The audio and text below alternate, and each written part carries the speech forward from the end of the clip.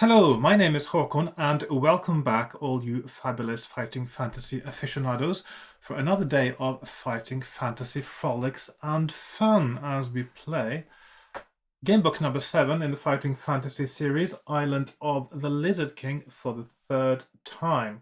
Now, last time I ended up dying twice.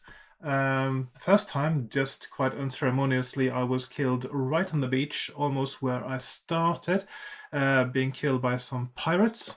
And it does look like in this book, quite a few battles are unavoidable, and so stamina and skill are really important to complete the game successfully, and I may have to cheat on my abilities.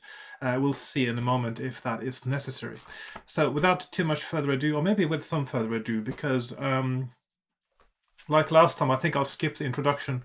No, I'll just read the introduction this time. Okay, you can skip it if you like. So without too much further ado, I'll be ready on my desk in a few moments and to play Island of the Lizard King.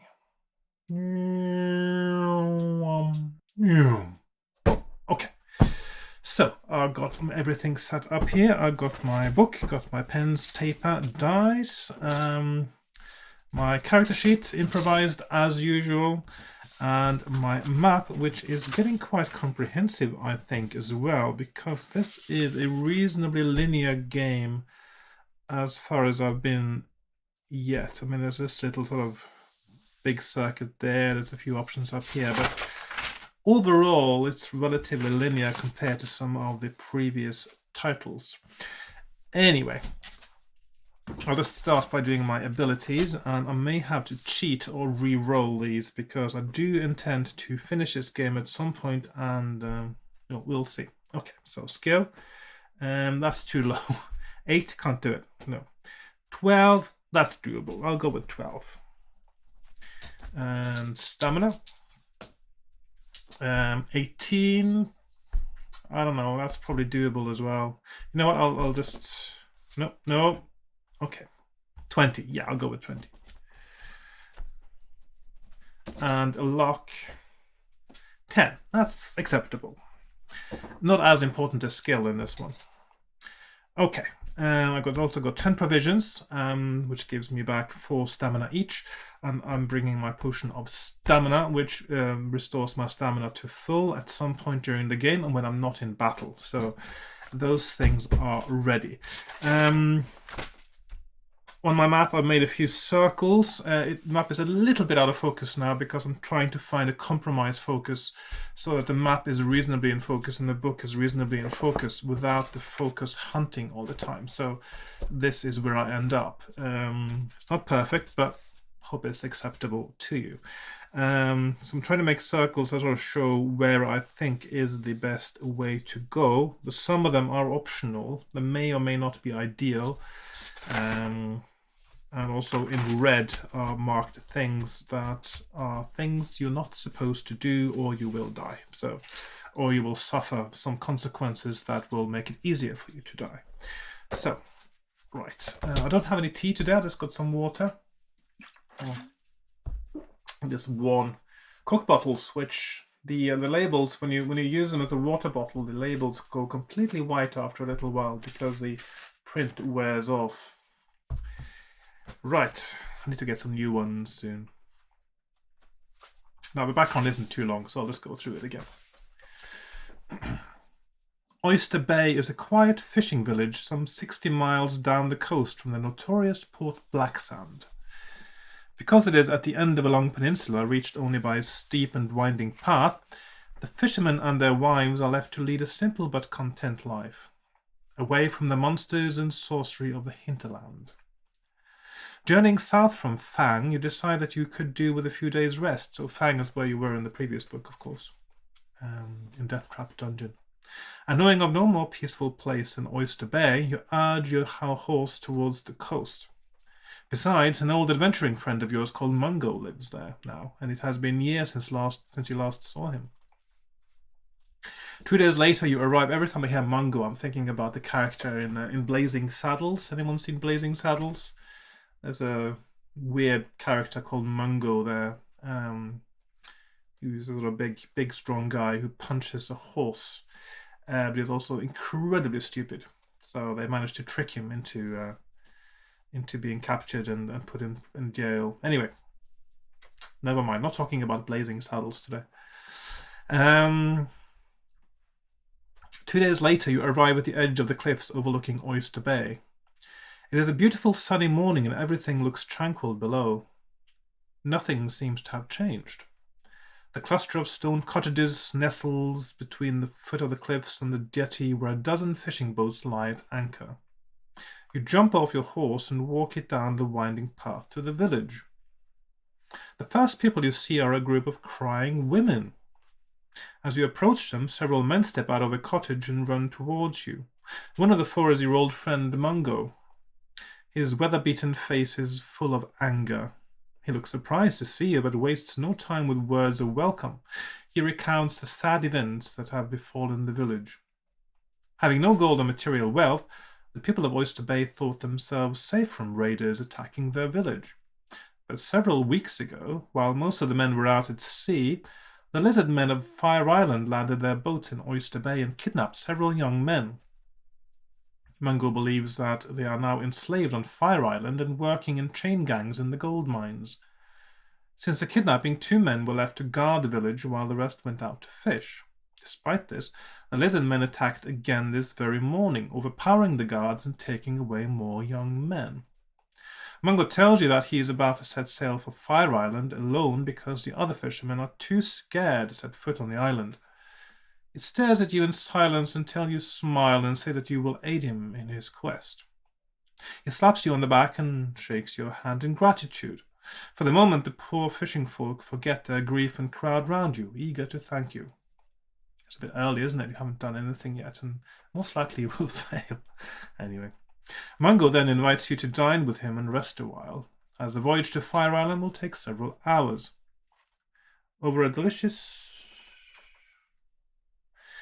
Sorry, got a WhatsApp. I just had to see what it was. Over a delicious feast of boiled lobster and salad, you discuss your plans. Mungo tells you that he does not think that humans live on Fire Island any longer, but his knowledge is fairly limited.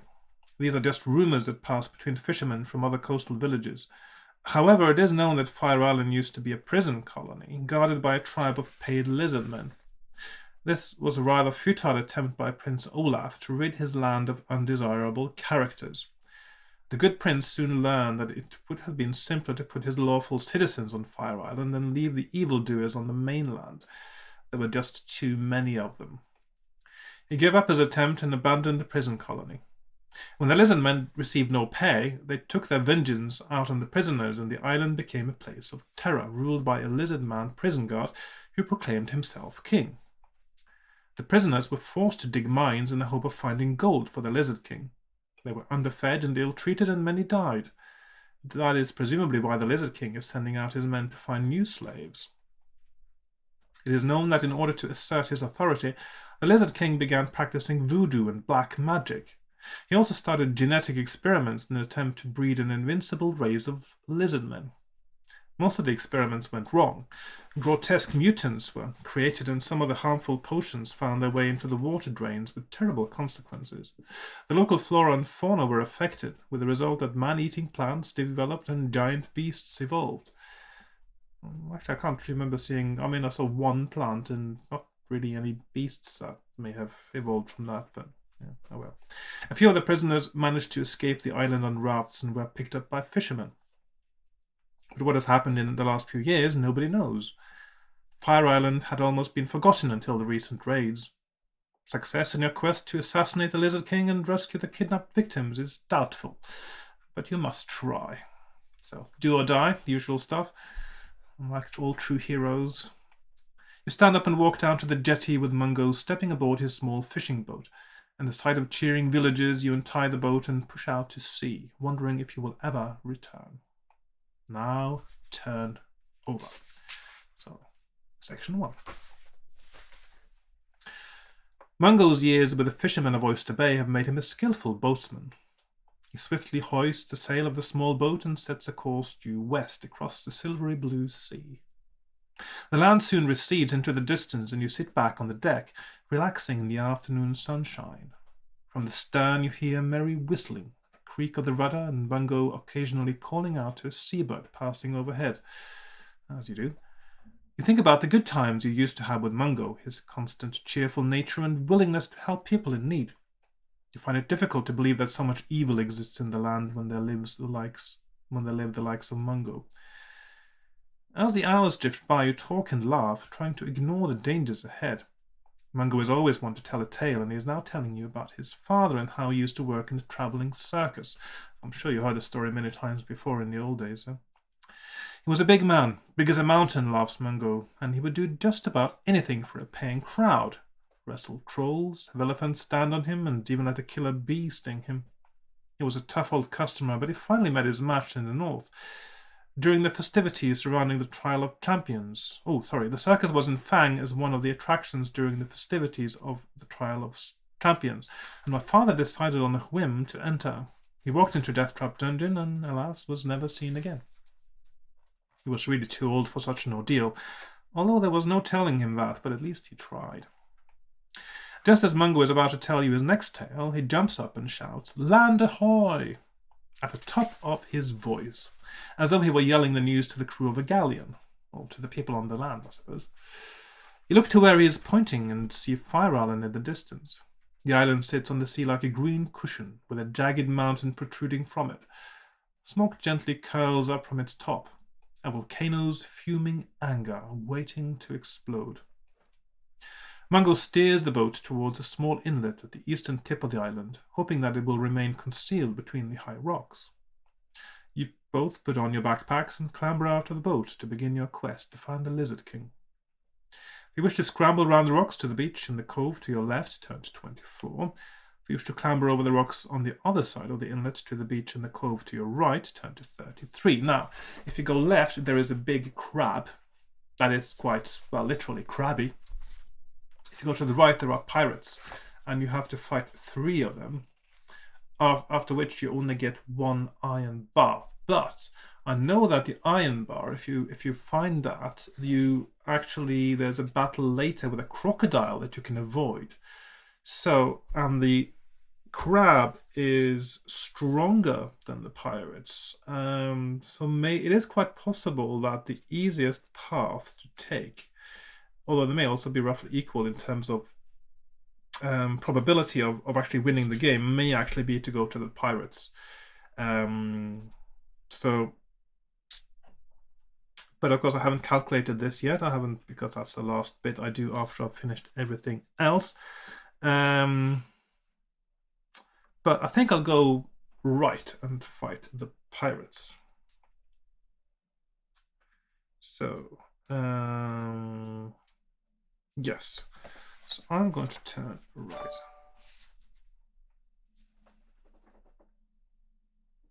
Yes. So I'm going to 32. No, not 32. Am I 33, was it? Yes. So I'm turning right and I'm going to paragraph 33. You soon reach the beach. Got a nice ring to it. You soon reach the beach, but duck back down behind the rocks when you see what is happening on it. A rowing boat has been dragged onto the beach, obviously by the 6 pirates who are standing around a large chest. You look at Mungo and discuss what to do.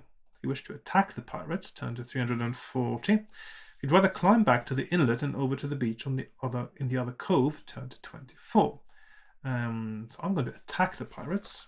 Go to 340.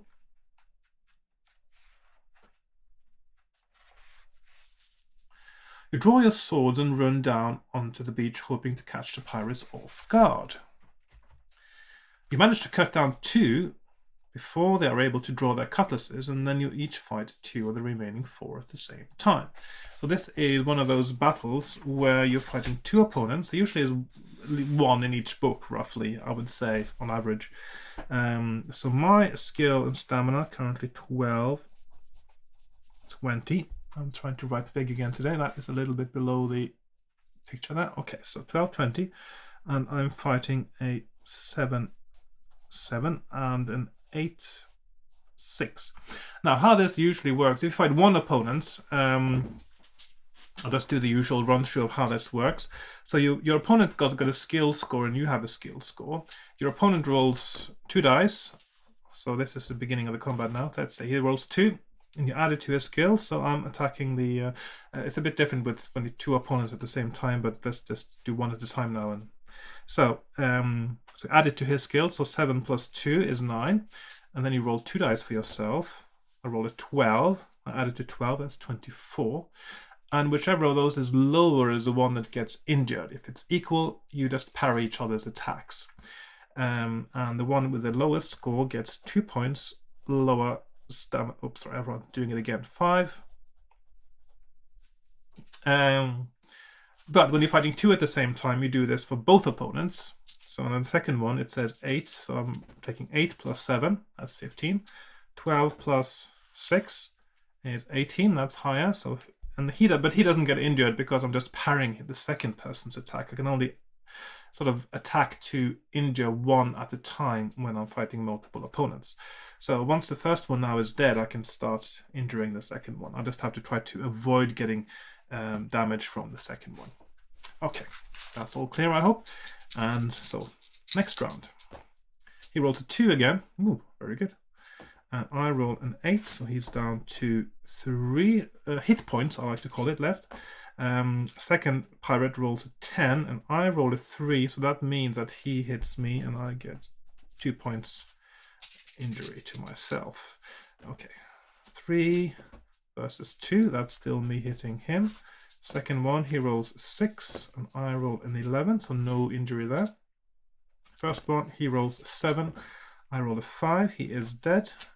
Second one rolls 7, I roll an 8. Still parrying the attack, this is the same attack round.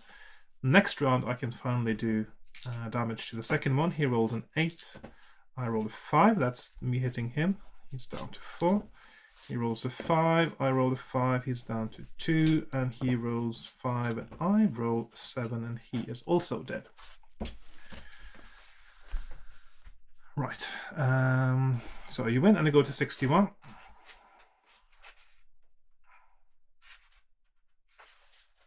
You look round to see Mungo fighting the last remaining pirate, the captain. Before you can help him, the captain lunges forward, piercing poor Mungo through the chest. He lets out an anguished cry and drops onto the golden sand in a crumpled heap. And Ian Livingstone, he likes his crumpled heaps. There's lots of crumpled heaps in these books. The captain turns to face you, a grotesque sneer on his face, distorted by a long black scar running down the left side. So no cliches whatsoever here. You charge at the captain, seeking to avenge Mungo. So the captain has got a skill of 10, so he's pretty strong. But the crab that I would have had to fight going to the other beach has a skill of 10, but a stamina of 11. So that's also quite a hard battle. So this guy's only got 6 stamina left, presumably because he's already been injured by Mungo. So now I've only got a 2 skill point advantage, which is how I usually do this. So when I roll, I just think of the 2 difference, because that's faster to calculate than trying to do the sums and comparing them. So he rolls 5, so I'm taking 2 difference. I need to roll 3 or better. So I roll a 9. He's down to 4 hit points. He rolls a 9. I roll a 7, so that's a draw. He rolls a 7. I roll a 7, so he's down to 2. He rolls 3. Oh, well done. And I roll a 7, and he is also dead. And my stamina is 18 at the end of that fighting. So you win and go to 165. The sand all around Mungo is red with blood. You kneel down beside him and gently lift his head in your arms. His eyes open a little and he manages to half smile despite his agony. In a whisper he says, "Well, we got them, but a lot of good it did me. Make sure you get the Lizard King for me, won't you?" Then his eyes close and he slumps down dead. You bury him on the beach near the cliff, marking the grave with his sword skewered into the sand. You see a narrow goat track leading up the side of the cliff and then look back at the chest lying on the beach. If you wish to walk up the goat track, turn to 200. If you wish to open the chest, turn to 398. Well, obviously I'll open the chest first before leaving, because otherwise what's the whole point of killing the pirates in the first place? You prise open the chest and are surprised at its contents. Iron bars. The captain must have tricked his crew into believing they were burying treasure, and the real treasure is probably still on board his ship. Yeah. Not that it will do him much good now. Decide to put one of the iron bars in your backpack and walk over to the goat track to climb the cliff. So I've got one iron bar, which I'll need later. And I go to 200. Just double check now that we have sound rolling. Yeah, I'm just checking because the battery is getting a little bit lower on my sound recorder, although it seems it does work for hours and hours after it has gone down a little bit as well. It is amazing the battery life I get out of it. I'm so used to my old one that was, yeah, just rubbish with the batteries.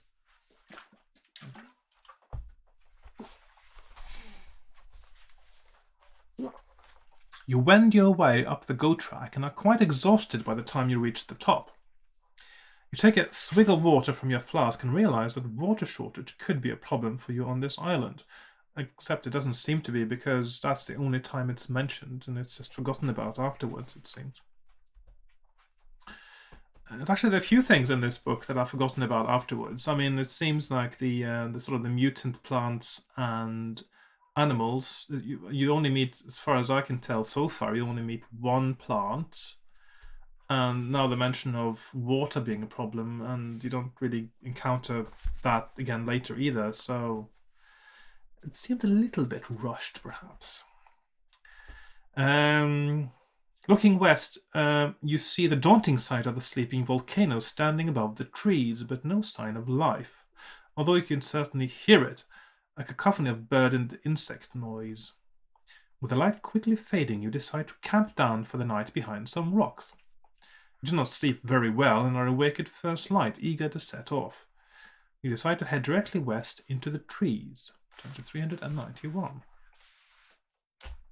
So now I am here on my map, and this is one of those where the west and B Cove and the eastern cove converge, regardless of which way you went. The undergrowth between the trees is dense, plants with long or broad leaves, some with spiny tips, vines, creepers, fungi, roots, and flowers of all sizes, shapes, and colors, fighting for light and space in the humid jungle thicket. You have to use your sword to cut your way through it, and it is a long and slow business. If you wish to sit down and rest at the base of a great tree, turn to 53. If you would rather continue hacking your way west, turn to 81. Of course, this is where, if you sit down by the tree attacks you with some vines creeping around your body and trying to strangle you. And if you went to the western cove, there is a hut there that has a trapdoor, and if you go into the trapdoor, you can get a potion that protects you from plants. And this is, as far as I can tell so far, the only place where you can use that in the whole of the book. It's a bit disappointing, but there you go. But I'm not going to sit at the base of the tree. I'm going to continue hacking my way west and go to paragraph 81. As you push your way slowly through the undergrowth, the hairs on the back of your neck start to prickle, and you feel that you are being watched. You stand back, sword ready, watching the leaves for any sign of movement. Then 3 dark-skinned men step into view, each wearing only a crude loincloth. They are armed with stone clubs and long spears, but you are more alarmed to see that each wears a belt of shrunken human heads. The headhunters start to argue about who should kill you and earn the right to wear your head on his belt. Finally, one steps forward. Fight them one at a time. So, it's not very good headhunters, is it? I mean, if you're a headhunter, you just want to just jump straight in and go for it. Otherwise, you'll never get a head on your belt. Anyway. So, one at a time, so that is fine. 6, 6, 7, 6, and 6, 7 are skill and stamina points. And I'm 12, 18. So the first one, I got a 6-point advantage. So I need to roll 6 less than my opponent to get by. So he rolls 7, I roll 8, he's down to 4 hit points. He rolls 9, I roll 8, he's down to 2. He rolls 4, I roll 6, and he is dead. Technically, I don't need to roll the last one there, but I always like doing it for the rhythm of it and also not to confuse things. Next one, I got a 5 skill point advantage. He rolls a 9. I roll a 2, so that is a hit on me. He rolls 10. I roll a 9. He's down to 4. He rolls a 7. I roll a 3. So that is me hitting him. He rolls a 2. I roll a 6, and he is also dead. Last one, 6 point advantage. He rolls a 9. I roll a 10. He's down to 5. He rolls a 4. I roll a 5. He's down to 3. He rolls a 4 again. I roll a 12. No such thing as critical hits here. He rolls a 5, and I roll an 8, and he is also dead. There are some special. Sometimes you have combat with special rules because there's for instance, a scorpion with a sting. There's some fire-breathing monsters in these books, and then you get special rules. And then there are occasions where whether you roll a 2 or a 12 actually makes a difference. But normally that's not the case. I think there was one with a scorpion in Death Trap Dungeon where if the scorpion rolled a 12, then he would grip you with his pincers and sting you with his tail. So, and I like it when there's I like critical hits and fumbles actually. So I have decided if I ever write a game book myself, which I probably will do one day because I'm feeling the inspiration for that, and when I'm playing all these books. I think I will make some kind of critical hit system where rolling a 2 or a 12 will make a difference if I choose to use 6-sided dice, which I probably will because it makes a lot of sense. Anyway, I'm starting to ramble now. Sorry, I digress. So I won that battle and I go to 177. The headhunters have no items of equipment on them, but have a hide bag containing bananas and coconuts. You save your provisions and eat the headhunter's food. Add 1 stamina point. So I am 16 is supposed to be that. So that means I've got 17 hit points left. You wonder if their village is nearby and decide to climb a tree to get a better view. From the top you see smoke rising not far away in the southwest, perhaps from a village. Directly west, you see the trees gradually thin out, and away in the far northwest, you see the daunting shape of the volcano. You climb down from the tree and plan which way to head. If you wish to keep going west, turn to 229. If you wish to go northwest in order to circumvent the smoke, turn to 12. Now, this is where you can go to the village, but I can't remember for sure. I'm sort of looking at this, and I don't think I actually get anything from going to the village that I need. You get a spear, which you can use later. And the thing is, I don't know, there's an end game here, of course, that I haven't quite got to yet. And I don't know if I need a spear, if I need an axe, or if I need a rope in those things. And of course, now I have to make a choice quite early on whether to go and get the spear, the axe, the rope. And I think I'm going for the rope, I think. The only place I've seen, there is one place I know that you can use the spear, but that's only to get a meal for free by catching a pig, a wild pig. So I'm going to go northwest. There we go. You struggle on through the dense jungle and suddenly stumble over a human skeleton. The maggots and insects have long since devoured the flesh, but the clothing looks like that of a prisoner who must have tried to escape. You wonder how he or she died. There is a hand axe and some rope lying by the prisoner, which you decide to take before continuing northwest. So there's the rope and the axe. So there is the rope and axe. Oh, sorry, bumped into my camera there. So continuing, 105. Being very wary of the vegetation, you stay alert, constantly looking about. Halfway up a tree to your left, you see a crude platform and a vine hanging down from it. If you wish to climb up to the platform, turn to 286. If you'd rather press on, turn to 375. Now, if you climb up, there seems to be some kind of guy there who also escaped from the prisons and managed to survive as a sort of a wild man living in a tree. Last time I was trying to communicate with him, but he was too scared and he was getting away from me. And I think maybe the only way to appease him is to give him food. But I think I want to save my food because of all these battles you have to go through. Stamina is really crucial, I think, in this game. So I think I'll just skip it. Yeah, I'm going to risk skipping that. So I'm going to press on and go to 375. Hacking your way through the plants and shrubs, you become aware of a buzzing sound above you. Hovering over you is the colorful but threatening shape of a giant dragonfly.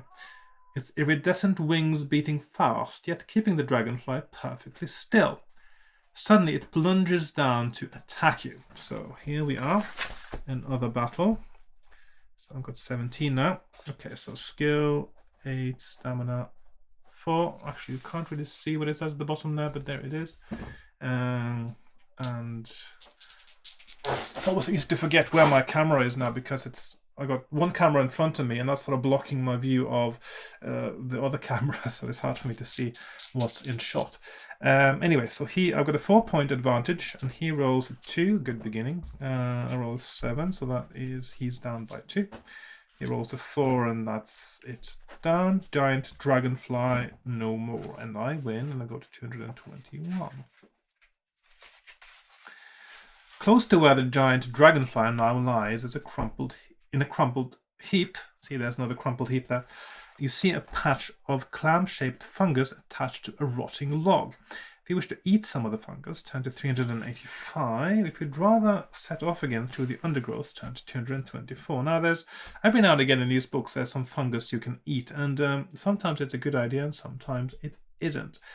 And it just seems a bit out of character, I think, for me to even try to eat something like this, because you're in a jungle where you know that the plants can be quite ferocious, because that's what you've heard. And yes, you wouldn't eat it at any rate. And eating it will actually cause you lots of nasty things to happen, I think. So in this case, it's definitely true. I did try it the first time I passed these fungus, of course, to have a little taste because I'm curious, but I'm going to skip it now and I'm going to set off into the undergrowth and go just a few paragraphs ahead to 224. You decide that you have gone far enough northwest to avoid the hunter's village and begin to cut your way directly west through the jungle. You have not gone far when you are surprised to enter a small clearing, completely free of vegetation. A large green crystal lies in the center of the clearing, glowing and radiating heat. Will you walk around the crystal and continue west? Touch the crystal or try to chip a piece off the crystal with your sword. If you try to chip a piece off, then of course what happens is a piece is actually chipped off your sword and your skill is reduced because you won't be able to fight as well. I've tried that, and I'm not going to do that again. But touching the crystal was okay, I think. You regain some stamina. So I'm going to touch the crystal and go to 232. Also just a few paragraphs. But slowly and nervously you touch the glowing crystal. It's a bit bizarre because you seem like you're more pensive about touching a crystal than you are about eating strange fungus. Yeah, that's not quite right, is it?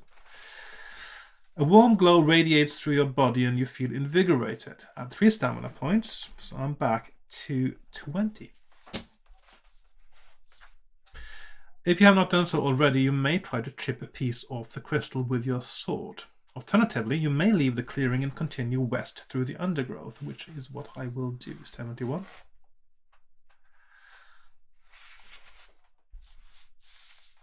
Right. As you continue to hack your way noisily through the lush vegetation, you are unaware of the 6 pygmies you have attracted, who are now following you. They surround you before coming into view, their blowpipes aimed at your exposed flesh. If you wish to communicate with them, turn to 276. If you'd rather fight them, turn to 359. Now, I haven't tried fighting these. I know that giving them the axe is going to work to get away from them without any other ill effects, so I'm probably not going to fight them, I think. I'm just going to give them, because I haven't found anywhere else to use the axe. It's possible this is the only place.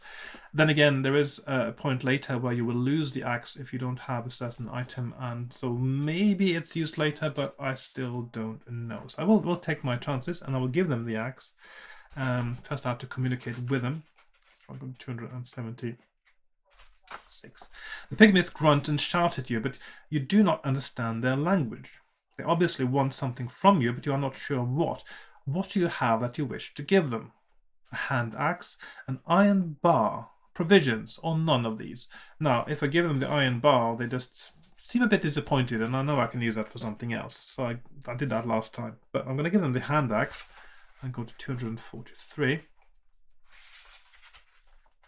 One of the pygmies steps forward and snatches the hand axe away from you.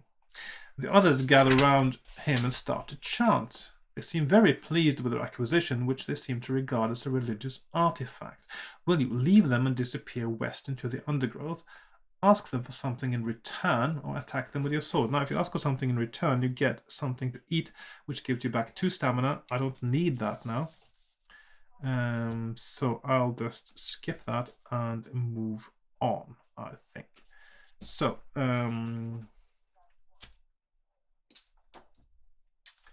right. Yes. So I'm just going to leave them to chant in peace. Pressing on further west, you notice that the ground is becoming wetter and softer. Soon you are ankle deep in water. The trees thin out and you find yourself wading through thick black mire. The marshland stretches out in front of you as far as you can see. Suddenly you hear the sound of squelching behind you and are surprised to see a strange creature run past you. It is small with green reptilian scales. Its arms are long and hang down to the ground, and it moves rapidly over the marsh on its webbed feet.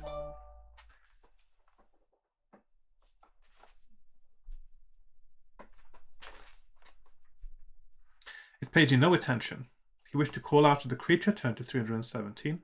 If you prefer to keep trudging west, turn to 158. Now, what I did the first time here seems to be the correct way of doing it, so I'm going to call out to the creature. Just a moment, I just have to answer a text there. The creature halts suddenly and looks over its shoulder to stare at you in bewilderment.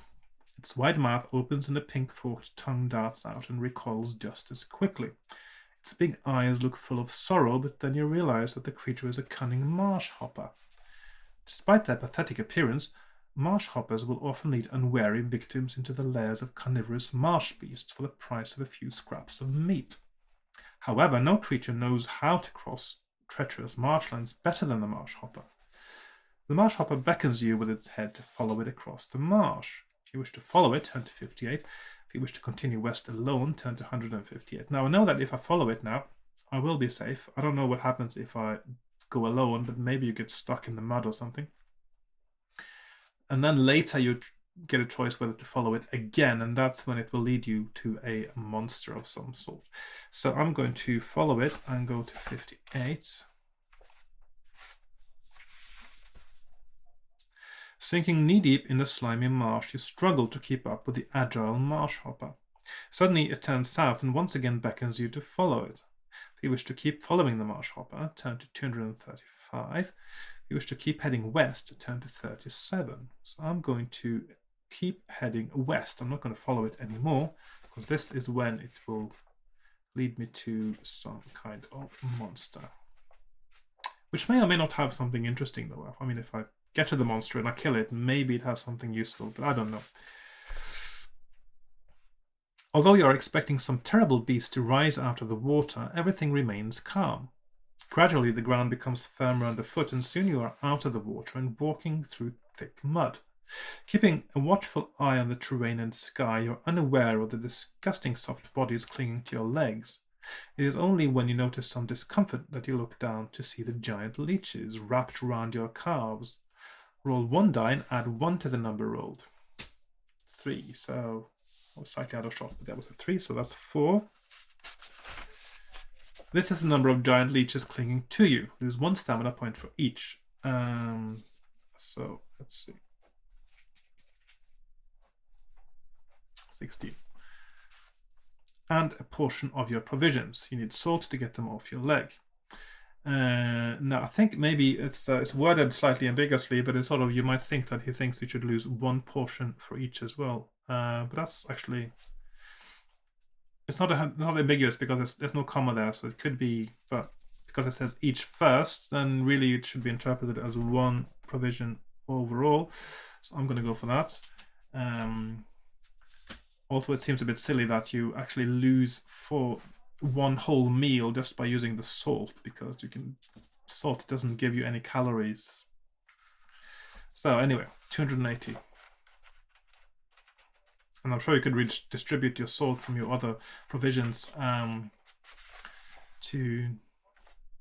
for your meals, and you'd be fine. Anyway, after checking yourself carefully to make sure you are finally rid of the parasites from the marsh, you continue west across the muddy plain.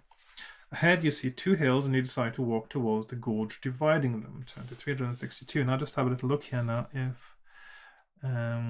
yes, let's put stamina there. I think maybe I should have a provision now and get my stamina up to 20. So I'm stopping for a little rest. Yes, 362. The ground rises and you are at last away from the difficult terrain. The jungle and marsh are behind you.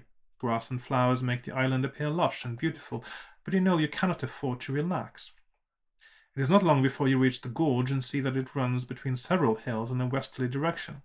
If you wish to walk down the gorge, turn to 40. If you'd rather climb the hill to your right, turn to 194. Now, I believe that if you go down the gorge now, there will be an avalanche of some sort, or a landslide, and you will be caught in it. So I'm not going to do that. I'm going to go up the hill. You walk along the side of the hill, following the route of the gorge. Looking over to the hill on the far side of the gorge, you suddenly see a landslide start, sending rocks and boulders crashing into the gorge. Although you are not enjoying the tiring climb, you are relieved that you were not in the gorge. There's a lot of gorge there. And one luck point, which I haven't lost, so I can't add that. If you still wish to walk along the side of the hill above the gorge, turn to 83. If you now wish to risk walking down the gorge, turn to 382. Now, this is a point where I can't remember which I was supposed to do.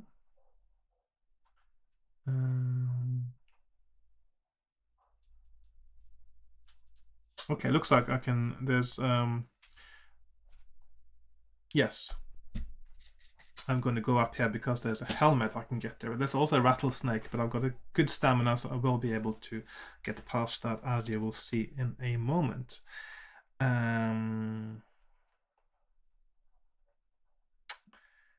Right, let's see. So I want to walk along the side of the hill, 83.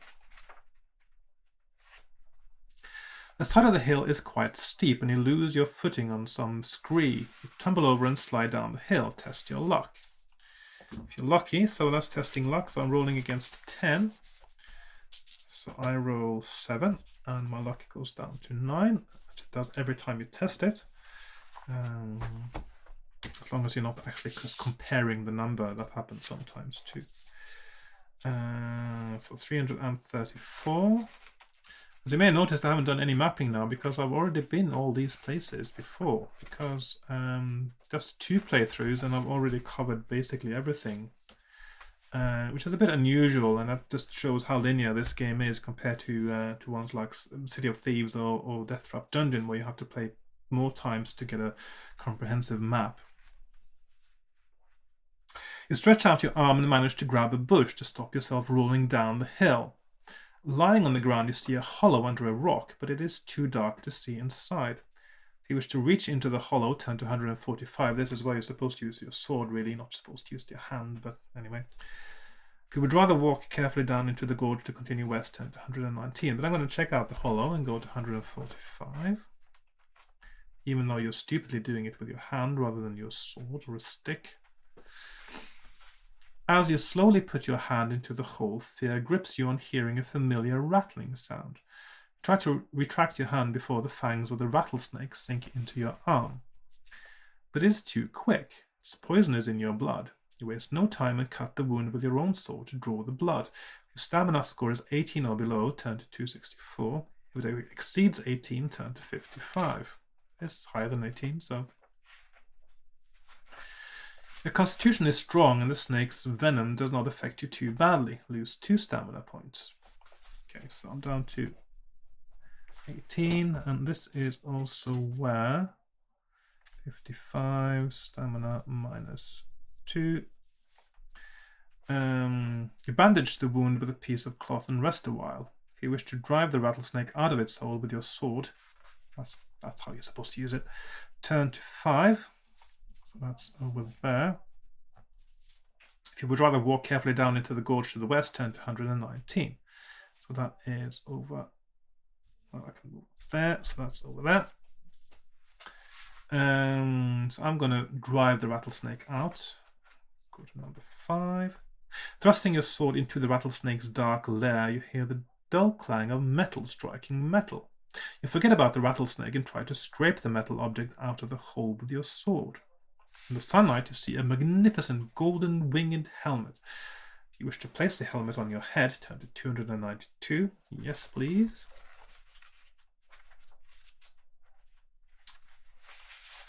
The helmet is over 100 years old. How do you know? That's a bit bizarre, isn't it? It's like you sort of pick up a helmet and say, ooh, it's an antique, it's more than 100 years old. Yeah.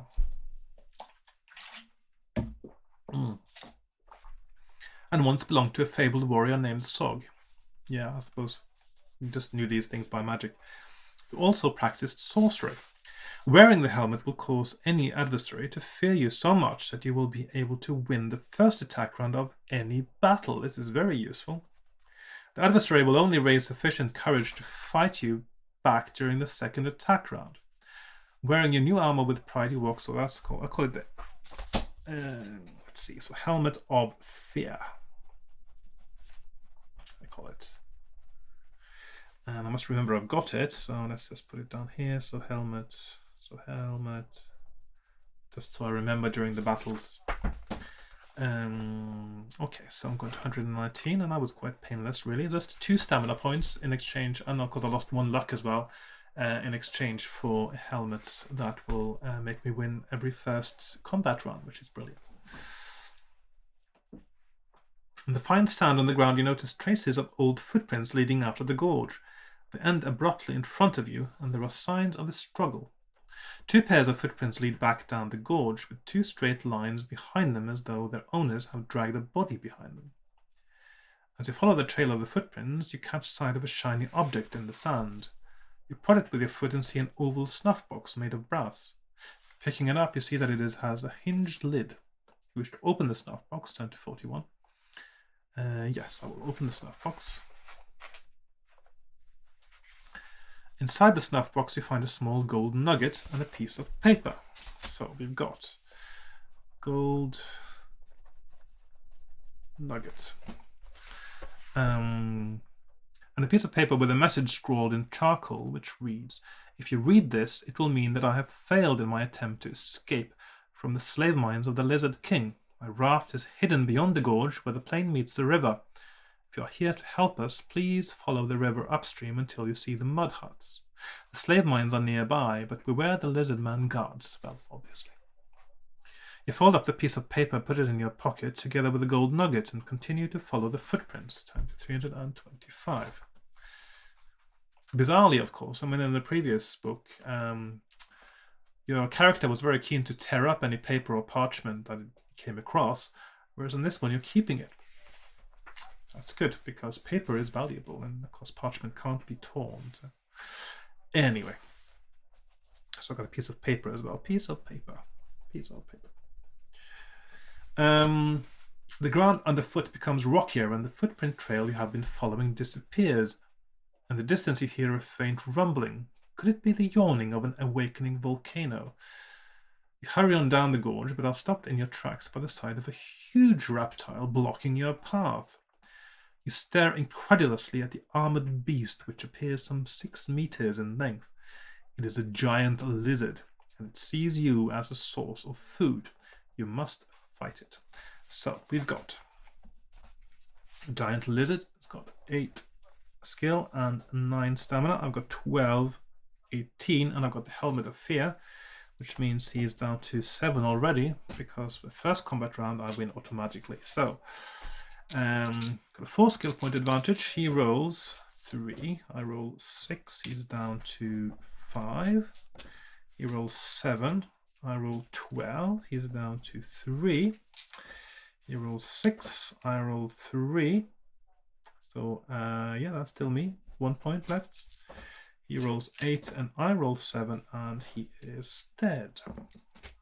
So if you win, turn to 196. I'm turning to 196. You step around the huge body of the giant lizard and press on down the gorge. At last the gorge widens out to become a grassy plain, and the hills are soon behind you. Not far away, some 10 meters to your left, you see a pond where many birds are drinking. If you want to drink at the pond, turn to 128. If you'd rather continue west, turn to 222. Now, what happened at the pond again? There's this... there was some kind of animal there. I think in the end you got 1 stamina for drinking. It's not really worth it. And also, if you had a spear, you could catch the wild pig and get 3 stamina. So I'm not really interested in any of those things. Now, what is... let's see. How do I get to over here now?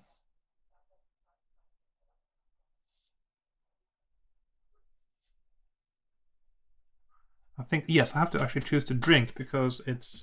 yes, I have to choose to drink because there's something in the pond that I have to find. It's a casket there. The water in the pool looks cool and refreshing, although you are a little perturbed at the layer of green algae which floats on the surface. As you bend down to drink, a jet of liquid shoots out of the pond towards you from a wide green mouth, which suddenly appears in the water. Roll 2 dice. This is a test against skill. My skill is 12, so that's automatic, really. Turn to 248 if you're successful. Yeah. So you duck below the jet of liquid and jump back to draw your sword. You stand ready to dodge the next jet of sticky acid being spat at you by the huge spit toad in the pool. Suddenly it leaps out of the water in an attempt to kill you with its spiked teeth. So, I think if you didn't make your skill roll there, you would get hit by some kind of poisonous, toxic, acidic spray, and you got a few points of injury from that, I think. Yeah. Yes. So, skill 5, stamina 4, because it says 6 here, but I'm already winning the first combat round. So, I've got a 7-point skill advantage. He rolls an 8, I roll a 5, he's down to 2. He rolls 11, and I roll 5, so that is still me hitting him, actually. So he is dead, and I go to 21. Sheathe your sword and walk over to the edge of the pool. If you still wish to drink the water, turn to 92. If you would rather head off west again, turn to 222. I will drink the water, because that's how you discover there's something there to find. The water is refreshing to drink, add 1 stamina point. So I'm up to 19, almost full. While drinking, you notice a wooden casket lying on the bottom of the pool. If you wish to wade into the pool to reach the casket, turn to 259. I will. 259. Thank you. Knowing that spit toads never share their watery domain with others, you wade confidently into the pool and pick up the casket. Back on dry land, you prise the lid off with your sword and tip the contents onto the grass. They are a glass phial containing a colored liquid, a velvet pouch, a pair of red leather boots, and a gold ring. So, now, let's see, what can I do? It's the boots and the pouch are the interesting things. The liquid is not good, and the ring is also not good. So, yeah, they are a bit dodgy. So I'm going to open the pouch first of all. Go to 26.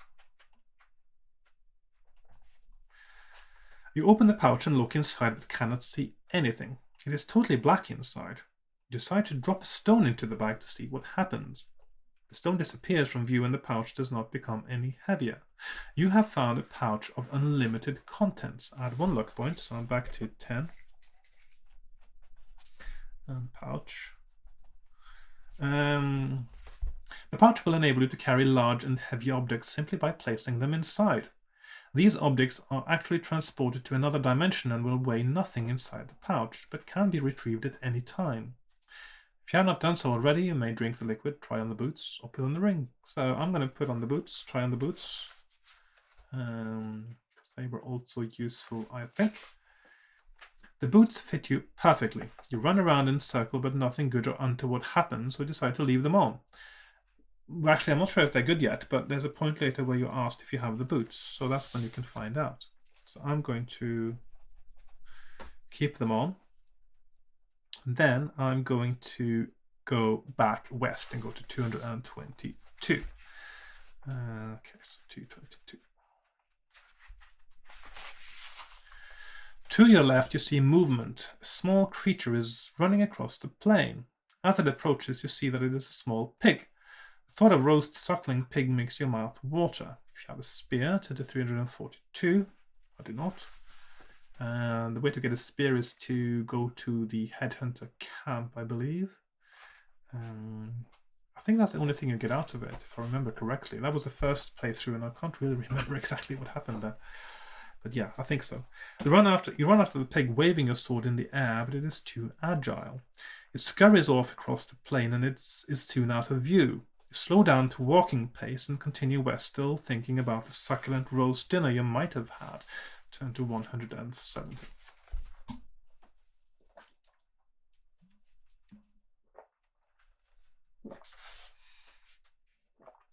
In the distance, you see rising ground, and beyond, in the northwest, the ever-daunting shape of the sleeping volcano.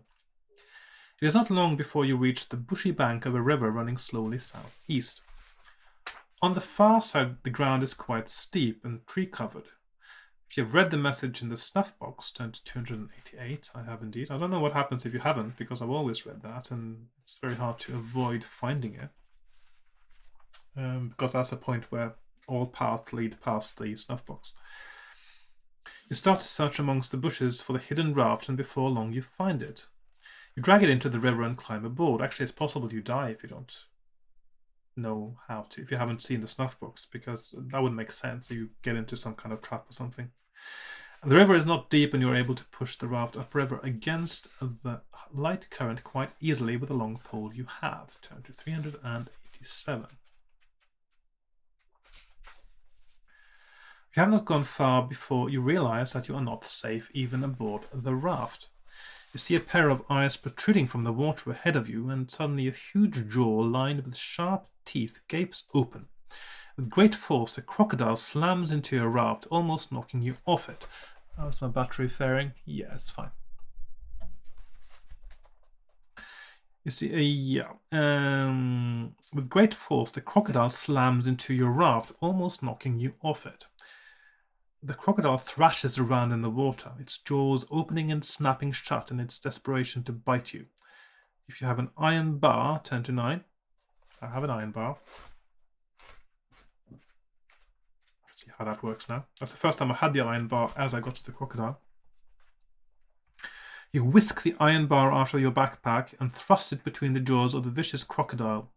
Yeah, that sounds like a safe thing to do, isn't it? Crocodile is snapping and snapping and snapping, and you try to, let's just take this iron bar and stick it in its mouth. And yeah, sounds a bit risky.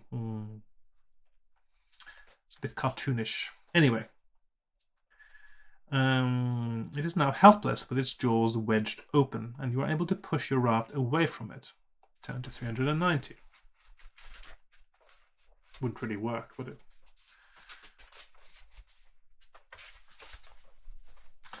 On the right bank of the river, you see a man dressed in tattered clothing. He is waving his arms around frantically and calling out to you.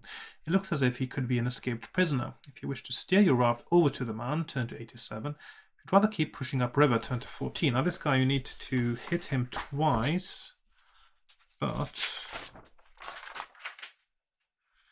you don't actually get anything from it.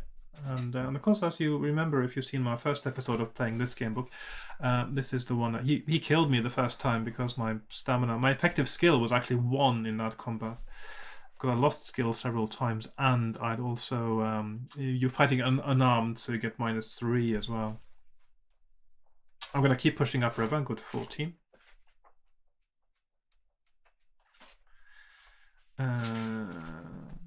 The river meanders gently through the low hills. As you sweep round the next bend, you see a group of mud huts close to the left bank. You steer the raft into the bank to avoid being seen by any of the hut's inhabitants. Jumping off, you creep forward through the trees to get a better view of the huts. Standing behind one of the huts, sort of huts in one bit there, you see 2 tall reptilian creatures wearing armor and carrying whips and curved swords. Lizard men.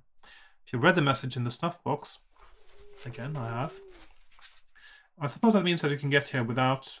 That indicates that you can get here without having read it. So I suppose that's means that there is a more perilous path, possibly. Might be an interesting path that you can take if you don't know about the raft.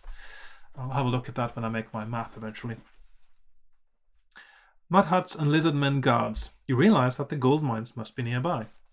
If you wish to walk past the huts to find the mines, turn to 147. If you'd rather deal with the lizard men first, turn to 329. Now, I don't know if dealing with the lizard men will actually help me now. I mean, maybe they have something that it will help me later if I fight them, but I'm sort of presuming that the lower risk path might be better, actually. I'm just going to go past them now and... Actually, I'll just check quickly, see what happens if I kill them, if there's any advantage to it. You have to test your luck. So.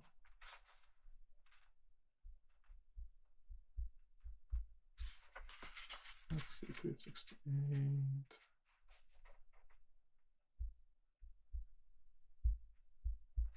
Yeah, well, they might have some keys, actually. Maybe I should... yeah, it's a bit of cheating there, but I'm also trying... I don't want to play this too many times before because it's relatively linear, so I don't want to play it over and over again and do sort of just slightly different things every time. I'm just going to fight them then, because I don't know when or where the keys are going to be useful or whether they're necessary or not, but I'm just going to do that. So you step quietly out of the cover of the trees to the corner of the hut. You peep around to see the lizard men still talking. Drawing your sword, you charge around the corner to gain the initiative. Test your luck. So I've got luck of 10. I roll a 7, and my luck is down to 9. So I'm lucky. Let's see. Attack and... So test... Hang on. Test luck is there. Test luck, and lucky is 309. 163 unlucky. That distance shot there. Yeah, okay, let's move it up a little bit. I need to, I can't really move my camera any further this way now, but I think I just need to redig it a little bit so it's possible, because it's because I expanded my desk at some point, and now the camera used to be quite close to the edge of the desk, but now is actually a little bit further in on the desk. So the natural position for me to play this game is actually a little bit further out, like here. But now I have to move in like this, so it's not ideal. It works, but it's there is room for improvement, I would say. Right, so yes, lucky 309, was it? Yes. Both the lizard men are standing with their backs to you as you run at them. You're able to slay one before they realize they are being attacked, but you must fight the other. So we have skill 9, stamina 8. Of course, first attack round I win automatically because of my helmet, so it's skill 9, stamina 6. So it's a 3-point advantage to me, and he rolls 6, I roll 6. He's down to 4 points. He rolls 6, I roll 5, he's down to 2. He rolls 8, oops, I rolled 7, and that means he is dead. So both dead. 368 victory.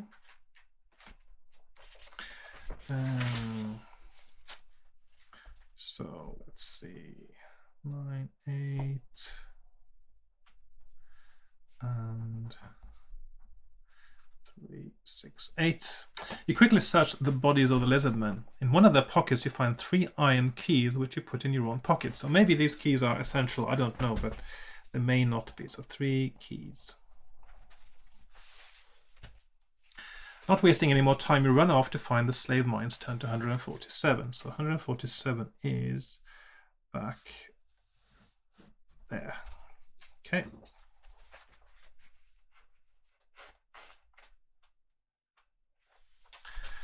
Behind the huts, a path leads through the trees to the rocky face of a steep hill. In the center of the rock face, you see the square shape of a mine entrance leading into the hill. There are many footprints leading in and out of the mine.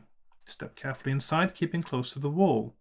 The tunnel is lit by torches which cast eerie shadows all around.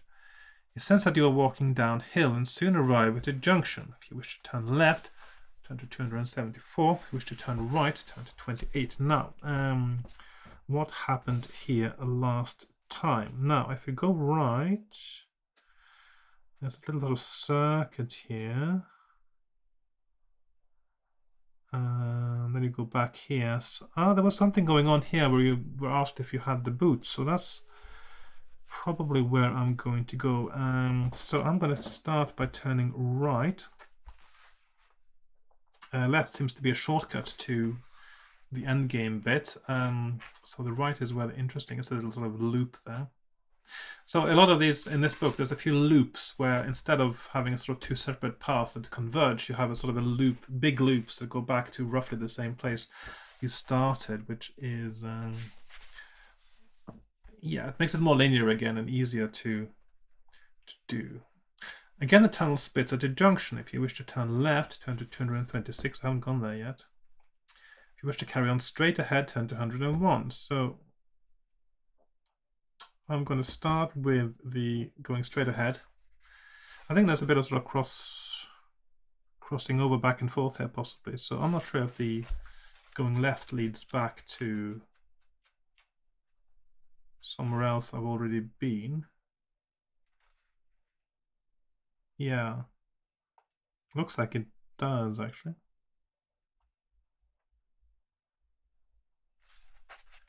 So 213, 68.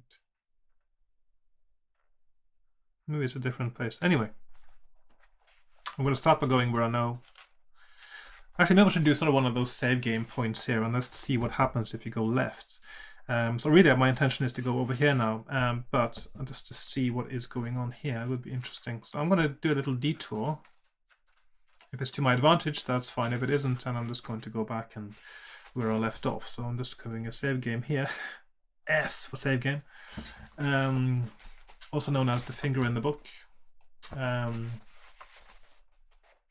The tunnel narrows and you have to stoop because of the low ceiling. You appear to be in a disused part of the mine. You wish to carry on walking down this tunnel, turn to 213. If you would rather walk back to the last junction and turn left, turn to 101. So you're given the option of going back. So 213. You soon arrive at yet another junction. If you wish to turn left, turn to 68. If you wish to turn right, turn to 383. So we've got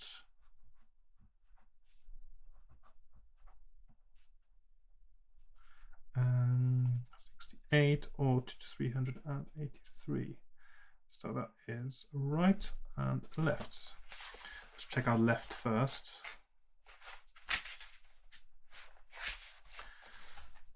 The tunnel is now very narrow and the beams supporting the roof are cracked and dislodged in places. You feel very claustrophobic in the dim light, but you press on, often being showered with dust and small stones. The tunnel ends again at another junction. Will you turn left, turn right, or turn back? So, okay, there's not going to be room for this sort of thing up here, is it? Okay, now I'll just have to do like so for now. Okay, turn back 172, turn right 70, left 278. 8. Just try left. The tunnel comes to a dead end quite suddenly, and you begin to worry that you may get lost, lose 1 luck point. You turn around and walk back to the previous junction. If you wish to continue straight on, turn to 70. So this leads up to 70. Turn right, turn to 172. Okay. So I'm trying 70. Yeah, this just looked like a complete trap, really. The tunnel makes a sharp right turn, continuing on as far as you can see. As you start to walk down it, you're suddenly stopped in your tracks by the sound of rumbling above you. A beam cracks and suddenly the whole ceiling comes crashing down on top of you. Lose 5 stamina points. If you're still alive, test your luck, etc. So I'm just going to abandon this little detour now.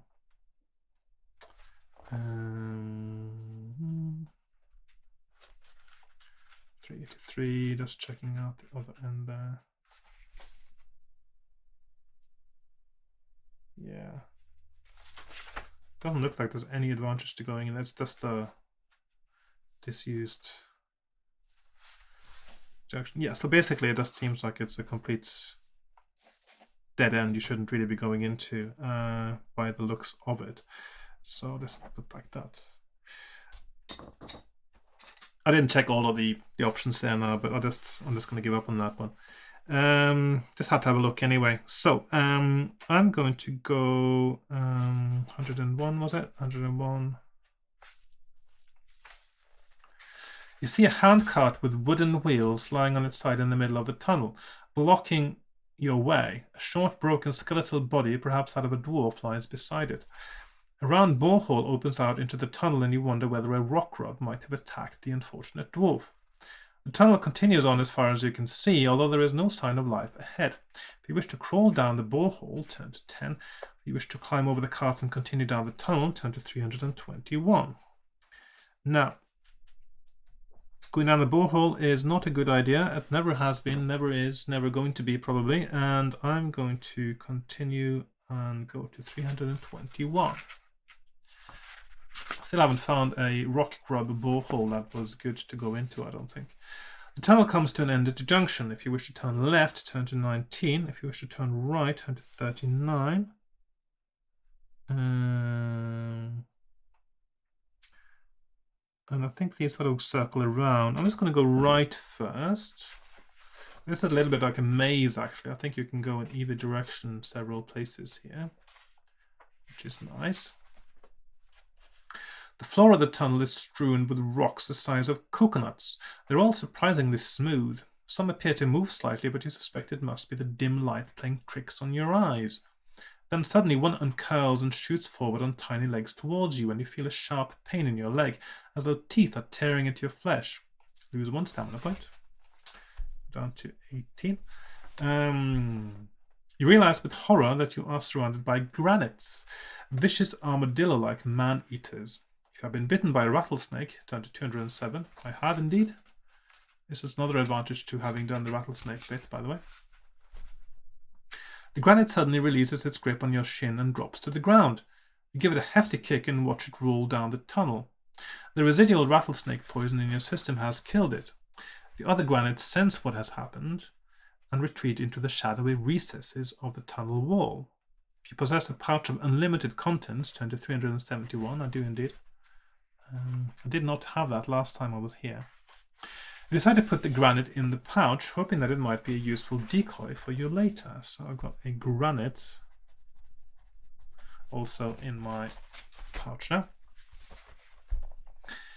You poke around the wall and prise one away and drop it into the pouch. Walking on down the tunnel, you finally arrive at the dead end. You have no option but to turn around and walk back to the junction. Turn to 57. So I'm going to 57. So we have so granite, oops, wrong color. And 57. It's a very small maze, not really very mazy, but not like Zagor's maze, that's for sure. Back at the junction, you may either turn left, 361, or continue straight along, go to 19. So 361 or 19, okay. So there were a few different things here. I'm going to go left first because that's where you were asked about the boots. I'm a bit curious now. This section of the tunnel looks as if it has been disused for a long time. The beams supporting the ceiling are cracked and look unsafe. You arrive at the edge of a vertical downward shaft not far beyond which the tunnel ends. There is no ladder running down its side for you to descend. If you're wearing red leather boots, turn to 392. So this is where I'm a bit curious now. What happens? So I'm going to go to 392. A thought suddenly crosses your mind that perhaps the boots you're wearing might be enchanted. You put your foot up against the wall and try to walk up it. Sure enough, it works. You're wearing a magical pair of boots of climbing. Add 1 luck point. So 10, so +1 luck. You climb down the wall and somewhat apprehensively step over to the edge of the shaft. It feels very strange to be walking vertically down the wall like a fly. The shaft is deep, but you eventually reach the bottom. It is almost totally dark. You feel your way along the wall, but cannot find another tunnel leading off the abandoned shaft. You're about to step back up the side of the shaft when your foot comes into contact with something. You bend down and feel the blade of a sword. You step back up to the tunnel above to examine your discovery. In the yellow light of the torches, you admire the superbly crafted sword you're holding. Add 2 skill points. You throw your old sword down the shaft and walk back to the junction. So,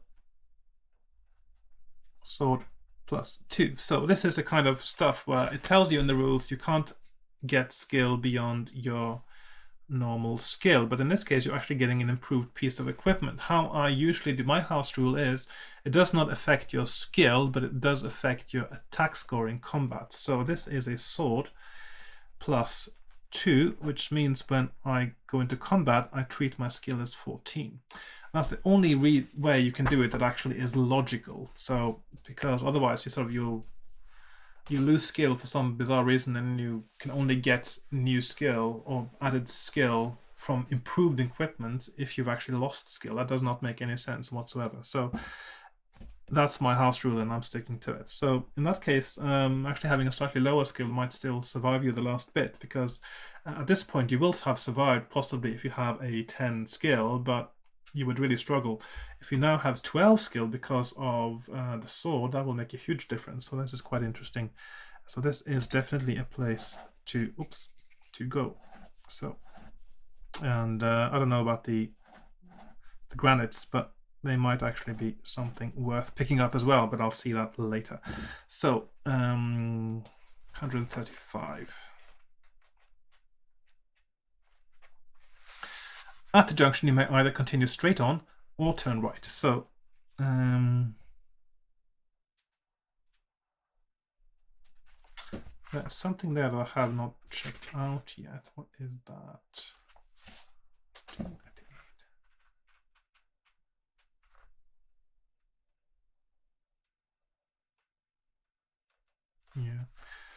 Yeah.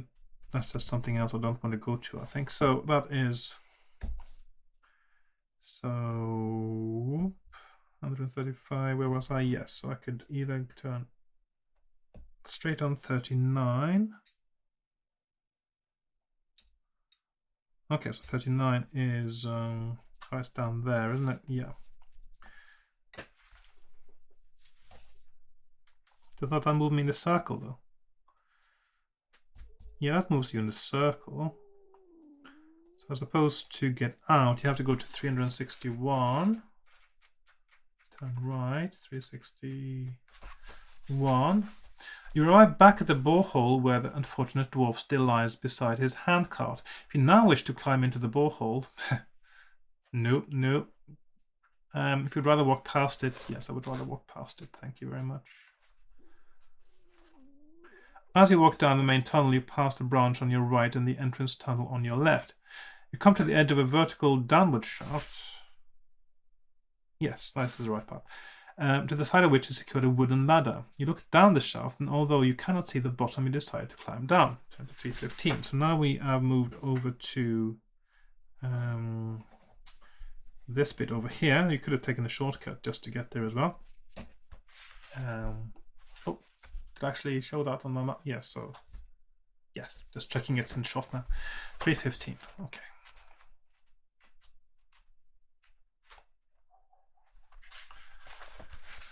Just checking my battery. We are still fine. I'll get the power adapter one day, I suppose, just to don't have to think about the batteries. Stepping carefully down the ladder, you eventually reach the bottom of the shaft. In the dim light, you see a new tunnel from which you hear the faint sound of singing. As you walk down the tunnel, the singing grows louder, and you also hear the sound of stone being hammered. Suddenly, you hear footsteps behind you. Will you hide in the shadows or turn to face whoever is approaching? And I did try to face whoever it is. I'm just going to face whoever it is approaching because I've got my helmet of fear and my +2 sword, so I do feel a bit invincible right now. Walking down the tunnel towards you is a lizard man carrying a pail. It looks surprised to see you and drops its pail to the ground. With a guttural cry, it runs forward to attack you with its scimitar. And so, right, so I've got effectively 14 skill and 18 stamina. And the lizard man has a skill of 7 and 7 stamina, but of course it's 5 now because I win the first round automatically. And I've got a 7-point skill advantage. He rolls a 3, I rolled an 8, he's down to 3, he rolls a 9, I rolled 4, so that's still another point down. He rolled the 3 and he is dead. So I win and I go to 23. You pick up the lizard man's pail as it contains water, which you imagine would be very welcome to the thirsty slaves. You walk on until the tunnel, that's the second time water's been mentioned really. You walk on until the tunnel opens out into a chamber, turn to 223. What you see inside the chamber fills you with rage. 6 dwarves stripped to the waist and chained together like animals are toiling with hammers at a rock face. An armored lizard man urges them to work faster, occasionally lashing one of them across the back with its bullwhip. You put the pail down and run forward to attack the lizard man. So, if you're still alive after 2 attack rounds, etc., I only need to do 2 attack rounds. So I've got a 6-point advantage on my skill. I'm just going to roll those. So 11 for him. I rolled a 2, so actually I'll get injured. Second round, he rolls a 6, and I rolled a 12, so at an 11. So that's 2 rounds, and I'm still alive, and I go to 3. Let's see. There we are. The dwarves, suddenly encouraged by the possibility of freedom, turn to help you slay the guard with their hammers. The lizard man falls to the ground under a barrage of blows, and the dwarves begin to cheer. They smash open their shackles and gather round to thank you and to quench their thirst with the water in the pail. Tell them of your quest to kill the Lizard King, and they all offer to help. You ask them where the other prisoners are and hear that they are working in other chambers deeper in the mine. Tell the dwarves to lead you there as quickly as possible. Turn to 161. So right now we are over here. And it seems to be quite a linear thing here again, so 161. Okay. So taking the lizard man's cloak to disguise yourself, you form the dwarves into a line so that it appears that you are a guard in charge of a chain gang of slaves. You crack the whip with a smile and set off down the tunnel. You follow the dwarves down endless tunnels deeper and deeper into the mine. As you pass by another tunnel branch, you see a lizard man walking along it towards you. Test your luck. My luck is 10. I rolled a 9. It's down to 9 again. It's been doing rather well, my luck this time. So I'm lucky and I go to 74. I was unlucky last time, I was there. The approaching lizard man is not suspicious of you and your gang of dwarves, and you pass by without any trouble. So, okay, and then go to 114. The other, if you were unlucky, actually you had to fight 1 round, and of course if you have the helmet of fear, that's you done really. So because the dwarves sort out the rest. The dwarves walk quickly through the tunnels. The knowledge of the complex network acquired through months of slavery. That doesn't sound very bad, does it? Oh, months of slavery. Oh, such hard, isn't it? Years of slavery, that's something else. They finally come to a halt, and one of them whispers to you that another group of prisoners is working around the next bend. You hear the dull sounds of picks and hammers hitting rock and tell the dwarves that they should walk on and that you will signal to them the moment they should attack the prisoners' guards. They walk around the bend and you see a group of men and elves chained together working at a rock face. 2 orc guards are yelling at them to work faster. What are orcs doing here? It's a lizard man joint, wasn't it? Yeah, part of a different gang. Anyway, they look surprised to see you, but do not see through your disguise until you're almost alongside them. They scream a battle cry and draw their swords. Test your luck again. That's a lot of luck. 8, so that's still lucky, and my luck is down to 8. So 2, 6, 5. The dwarves attack the orcs, spurred on by their hatred. The fight is soon over. Whose hatred, the orcs or the dwarves? The orcs being no match for the embittered dwarves. Turn to 121. The elves and men cheer when the second orc is slain. The dwarves break their chains, and now you have 14 friends to help you finish your quest. One of them is from Oyster Bay, and despite his joy at the prospect of freedom, he is saddened by the news of Mungo's death. Armed with their own tools of slavery, the prisoners ask you to lead them to attack the stone fort used as the prison camp where the Lizard King still resides. But they could have picked up some scimitars from the guards, couldn't they? Anyway, protected by his mutant slaves and elite guards. I suppose that's where the mutant animals come in.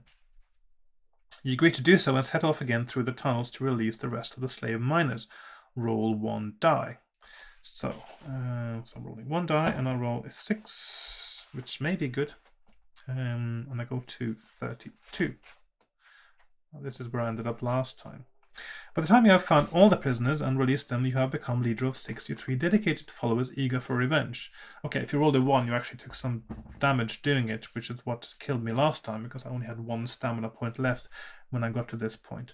So this is as far as I got last time. So this is pretty good. Just give me a few seconds to take a bit of water now.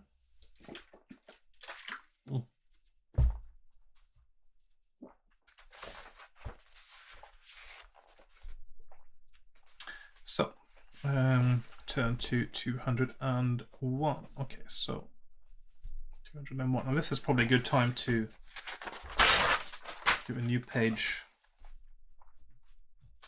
There should theoretically still be quite a bit left. I mean, considering this is pretty much all that I've seen so far, and this is this is less than 200 paragraphs, isn't it? So, anyway, 201. So there's still quite a bit left to go. And this, I suppose, this is also a very good save game point, I suppose, where you could say that this is what I had. I'll just do that now. So the next time, if I have to start over again, I don't have to start from scratch. I can start from this point here. And so let's say that. So I'm at, yeah.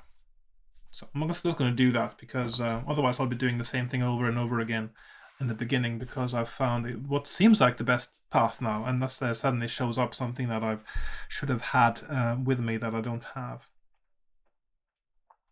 You lead your band of fighters out of the mines and attack the mud huts where the guards live. The last of them is soon slain, and the former prisoners begin to celebrate by cheering and singing. An old dwarf begins a jig, and it is soon encircled by a clapping, happy audience. For the moment, all sufferings and troubles are forgotten. While everybody is still reveling in their freedom, an elf comes up to you and asks to speak with you alone. You walk away from the others to listen to what the elf has to say. With a worried expression on his face, it tells you that an attack on the Lizard King's fort would be suicidal.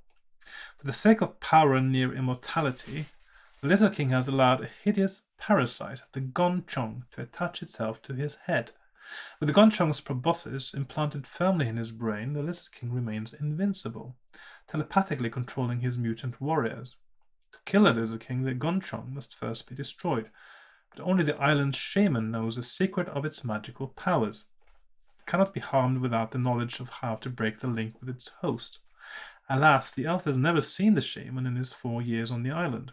Shamans lead solitary lives, away from other natives, practicing their elemental craft. You thank the elf for his information and walk back to the others, raising your arms to silence them. You explain about the Gonchong and tell them that you are going to find the shaman alone. It would be impossible to track him down in a group. Would it? Why? Yeah, anyway. You tell them to make their own way to the fort, and then you will meet them there to lead the attack in 1 or 2 days' time. They reluctantly agree to the plan in a set of immediately to find the shaman. Turn to 363. Okay. Yeah, we've got a big army. Let's split it up and go off alone again. Yeah. Okay.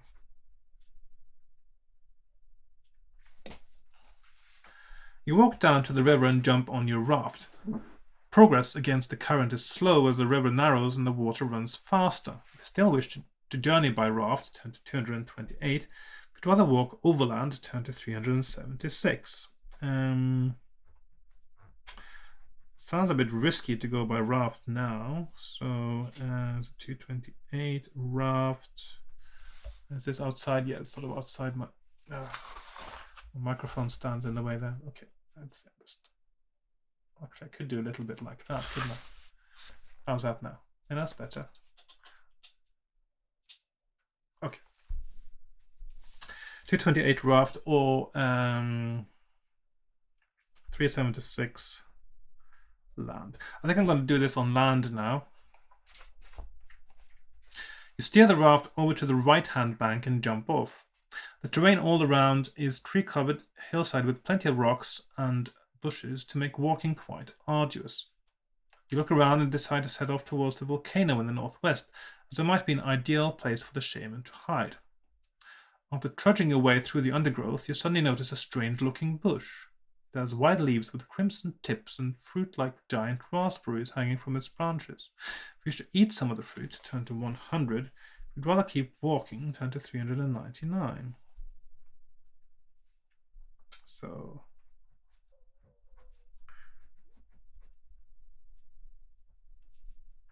eat or 399 walk. Yeah. I don't know. I should probably eat it, shouldn't I? Just to see what happens.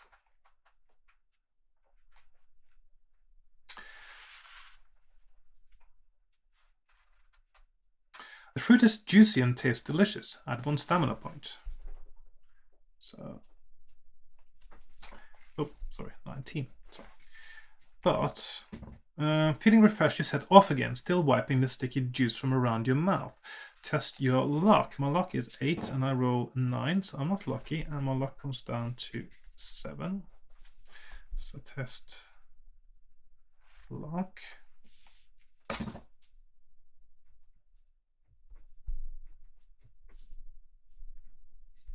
So it's 352 lucky or 160 unlucky.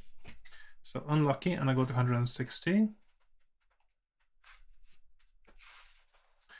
You hear buzzing above you and look up to see a giant wasp diving down at you, attracted by the sweet scent of the fruit juice. You draw your sword just in time to defend yourself. Well, that's not really true, is it? Because of my helmet of fear. But yes. So I've got 1419. The wasp has 6-6, but 6-4 because I get the first hit anyway. And I've got an advantage of 8 skill points. So he rolls 6, I roll 6, he's down to 2. I roll 6, he rolls a 6, and I roll 9, and he's dead. I'll just take a few moments break. Okay, I'm back. Sorry about that. Right, so I won without losing any attack rounds. If you lose an attack round against the wasp, I presume you get poisoned or something. So I'm going to 141. Let's see, I just have to. Let's see. So I'm fighting the 6.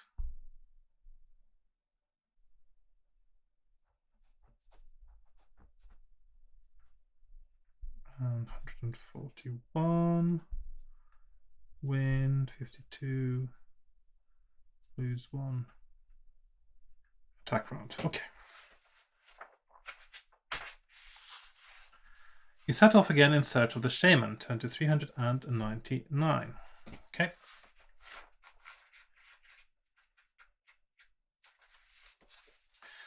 You notice a bulging sack hanging from the branch of a tree on the end of a piece of rope. If you wish to cut the sack down, turn to 282. If you would rather keep walking, turn to 27.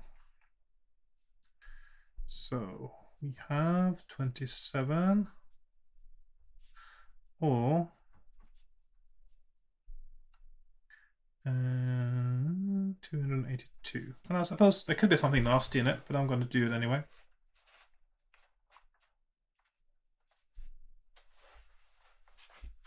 You open the sack carefully in case it contains a poisonous snake. You are surprised and pleased to see food inside: honeycomb, wheat cakes, and fruit. Do I need stamina? Not much really, I've got 19. If you wish to eat the food, turn to 116. If you'd rather save it for later and set off again, turn to 27. Well, I'll save it for later in that case. So food. Honey, etc. Okay. Okay. So I presume that means it's a normal meal then. I'll just double check that just to see if it says here. Okay. Right. Yes. So I'm setting off again and I'm going to 27.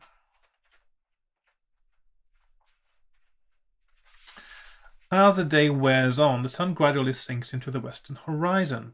It sits like a big red balloon on the sea next to the volcano before falling out of sight. This is a fantasy setting. Balloons? Really? No? Oh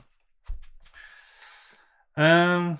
Next to the volcano before falling out of sight. The sunset shades of pink and purple radiate across the sky, and soon the air is filled with the noisy sound of thousands of insects.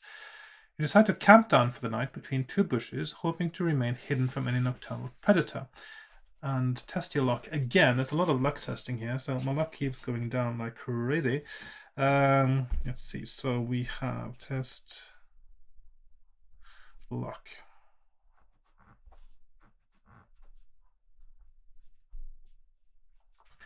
$388 lucky or 348 unlucky. Okay, so I'm rolling against 7 and I roll an 8, so I'm unlucky again. And I go to 348.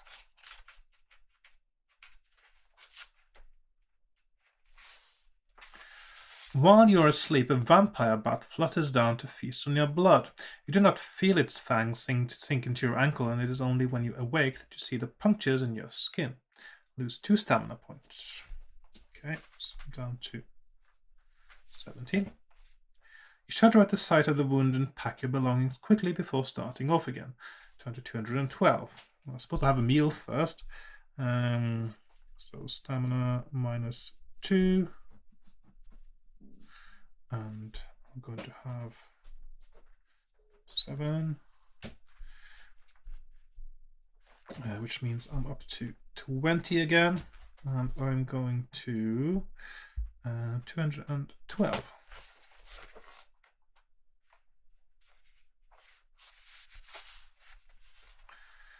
It's soon hot, and you are a little concerned that your water bottle is nearly empty. Okay, so this is where the water thing comes in. You search for water and eventually find a shallow pool of rainwater in a rock basin. You drink your fill and top up your water bottle. You're about to set off again when you notice some chalk marks on the rocks by the pool. If you wish to read them, turn to 72. 72, read. If you'd rather set off immediately, turn to 30. So I'm going to read them.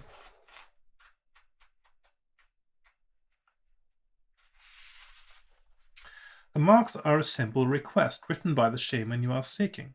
They ask you to find a feather and tie it in your hair if you wish to peaceful contact with him. You wonder how the shaman knows you are looking for him and realize it is important to find a feather. You set off immediately to find one. Turn to 30. Okay, hang on, I forgot the other page reference I was at there. So, hang on. I'm looking at the wrong thing now.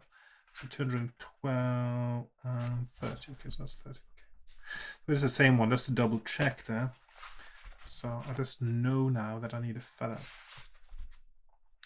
You're walking in a determined way towards the volcano when a large creature springs out in front of you from behind a large rock. Its grotesque torso is covered with ugly warts and saliva drools down its long chin. You have been ambushed by a hill troll. Unless you're wearing Sog's helmet, you will lose the first attack round. So he has got 9, 9. And I win the first attack round instead, so that's good. So I've got 14, 20, and he has skill 9, stamina 7 after my automatic attack from Sog's helmet.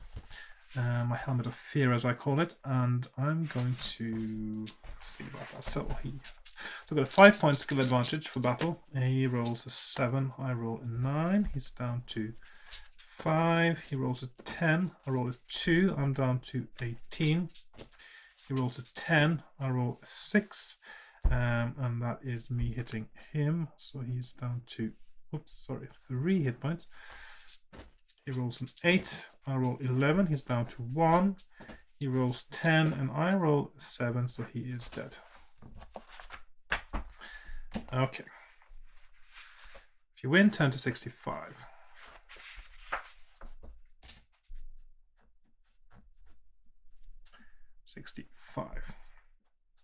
You set off again, hoping to find the shaman soon.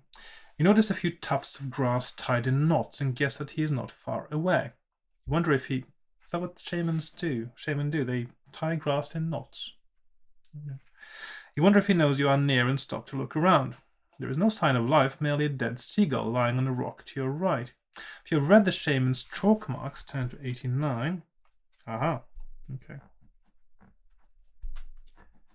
Okay, so we have 365, red, or 89, not red. So red nose, 365. There is no other evidence of the shaman's whereabouts, and so you follow your hunch and walk on towards the volcano. Turn to 260. Shouldn't it say something about picking up a feather there? Did I go to the right paragraph? Hang on.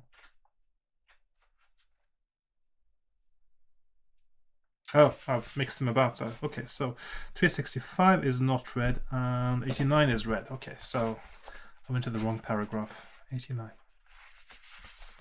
You walk over to the seagull and pluck a feather from its wing. Using twine from your backpack, you tie the feather to the back of your head and walk on, feeling a little self-conscious. Turn to 269.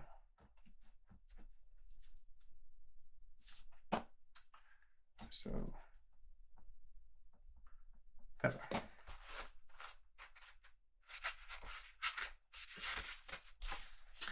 Halfway up the side of the hill to your left, you see the entrance to a cave.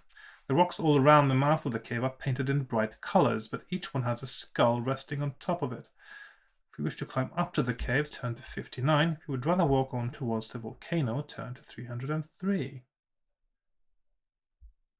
So is somebody trying to tell me that there's a death trap in there, or... I don't know.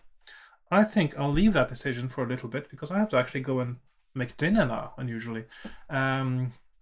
Because this session actually took a bit longer than I expected, so it's gone into my dinner time as well.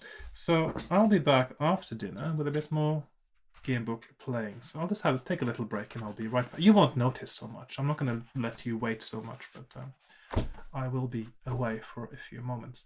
So I'll be, as far as you're concerned, back in a moment. Right, I am back, and let's see how we get on now. So, 269. I've also now got myself a cup of tea.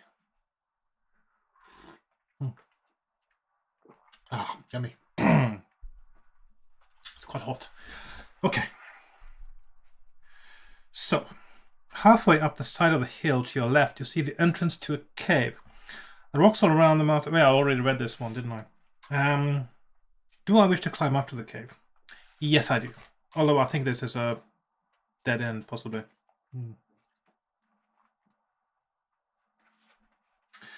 Climbing up the hill, your foot catches an unseen piece of twine tied between two small piles of rocks. The rocks tumble over, alerting the occupant of the cave to the presence of an intruder.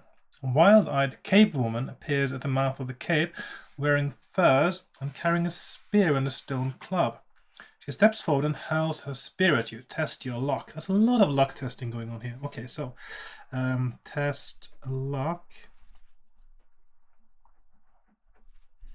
So we have 108 lucky, 255 unlucky. Okay. Excuse me. I am mapping myself the wrong way here. This is supposed to be, okay, 59.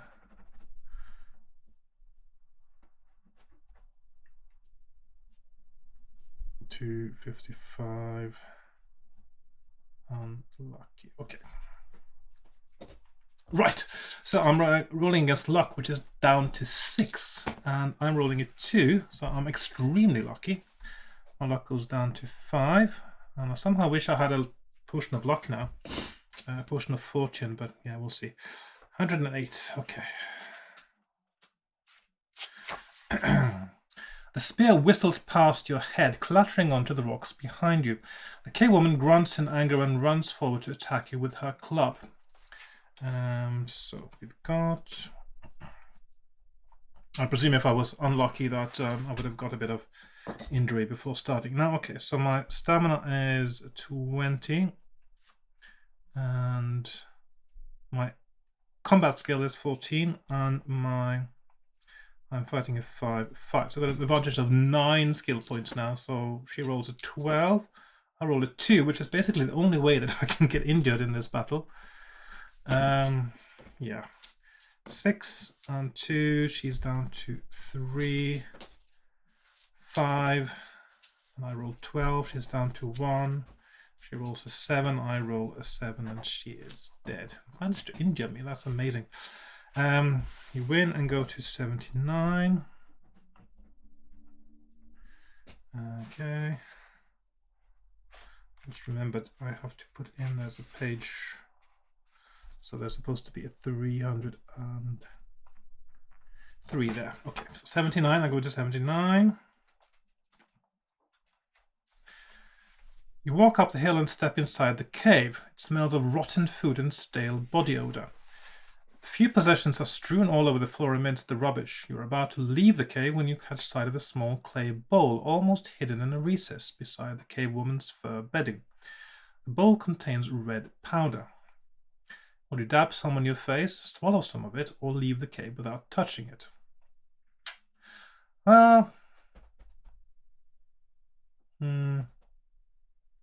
So like war paint, is it?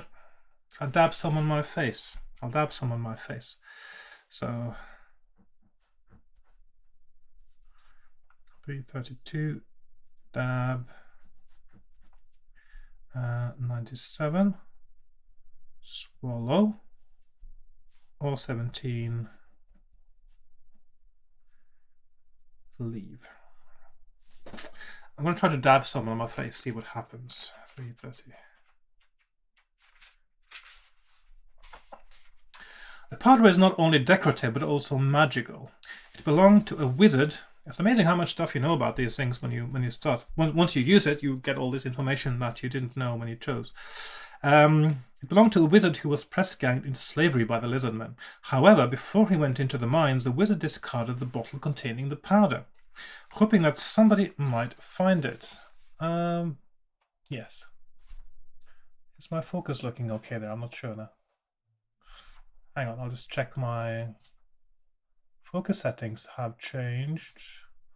So I'm going to do like so. Sorry about that. The autofocus goes away automatically when you start again. The exposure setting seems to be going back to auto as well. So we are there. Okay. Right. Yes, that looks okay. Okay. The powder, hoping that the wizard discarded the bottle containing the powder, hoping that somebody might find it. It was discovered by the cave woman, who did nothing with it except empty it into her clay bowl. The powder will protect you from any person or being who tries to control your mind. That sounds useful. So, add 2 luck points. So +2 luck, and this seems like, therefore, a very good thing to do. So if you're here and there,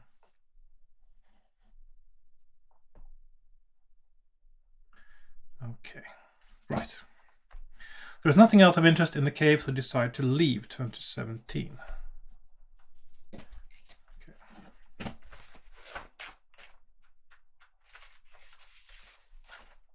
think my tea has cooled down a little bit now.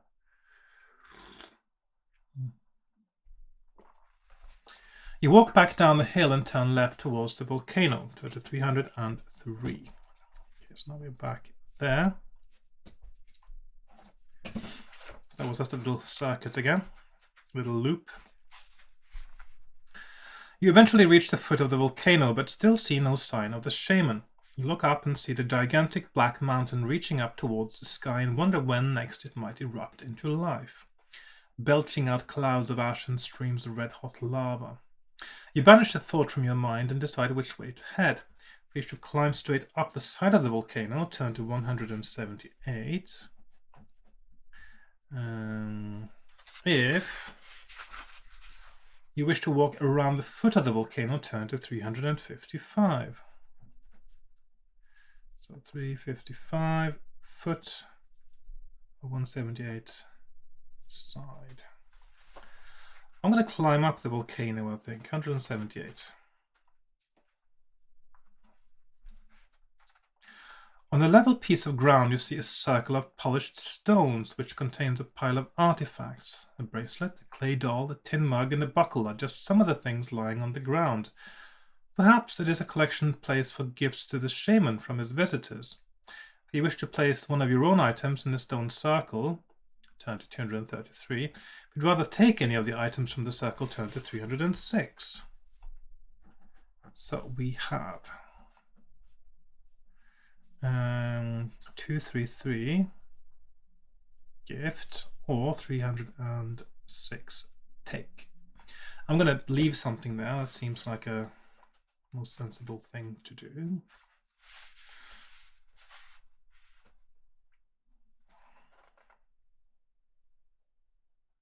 A line of rocks suddenly turns red, leading up the side of the volcano. You decide to follow the trail of the red rocks. Turn to 249. Didn't say what I was leaving there, so it's a piece of paper, I suppose. Don't need that. The head of a man suddenly pops up from behind a boulder, his hair adorned with colored beads and feathers. He steps warily from behind the boulder, holding a feathered staff in one hand and 2 animal bones in the other. It is the island's medicine man, the shaman you are seeking. Are you wearing a feather in your hair? Yes, I am. So, feather, question mark. And we have, say 199, yes, or 176, no. 199, I'm going to 199 because I am wearing a feather. The shaman listens intently as you explain about the Lizard King and your mission to destroy him. You tell him that you wish to know how to kill the parasitic Gonchong, thus reducing the Lizard King's power. The shaman jumps in the air on hearing the word Gonchong, obviously not realizing that there was one on the island. In fractured sentences, the shaman explains that for him to share some of his secret magic with you, you must first earn the right, no matter how noble your mission is. He tells you that the test will be disturbing and painful. If you agree to the shaman's terms, turn to 397. If you would rather face The Lizard King without the Shaman's knowledge turned to 237. So we have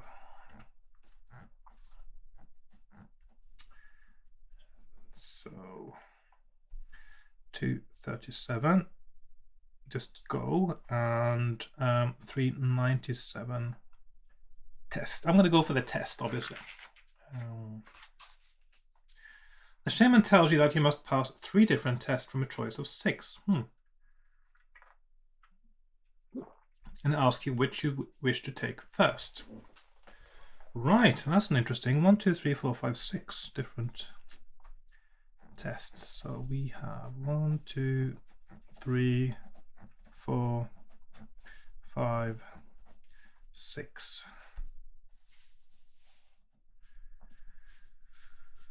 Okay.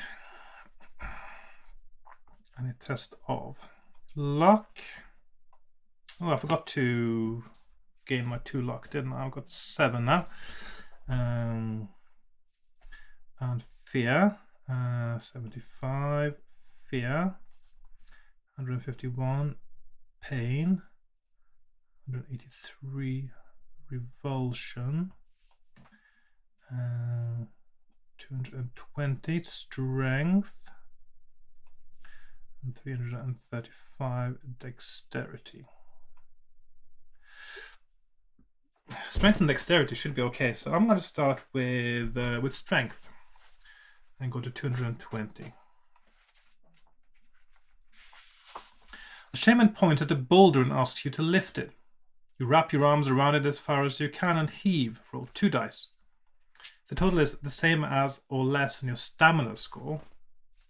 That's not difficult. My stamina is 18 right now. So strength, so that's test stamina. So yeah, automatic really. Okay, so we have okay, 369 fail or 98 pass. So 98. Slowly but surely you lift the huge boulder off the ground. The Shaman signals for you to drop it, satisfied with your strength. You have passed the test. If you have now passed 3 tests, etc., I haven't quite yet. So the next one I'll try is test of dexterity. So I'm going to 335.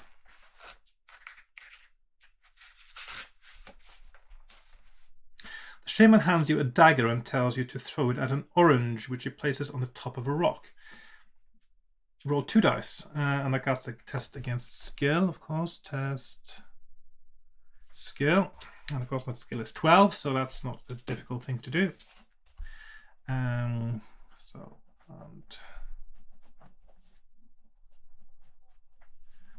So we have 93 pass, 320 fail. So 93. You take careful aim and release the dagger. It flies perfectly straight and sinks into the orange, knocking it off the rock. You have passed the test. Okay, so next one. Luck is a bit low, so that's a bit risky. So fear, pain, revulsion. Tricky one.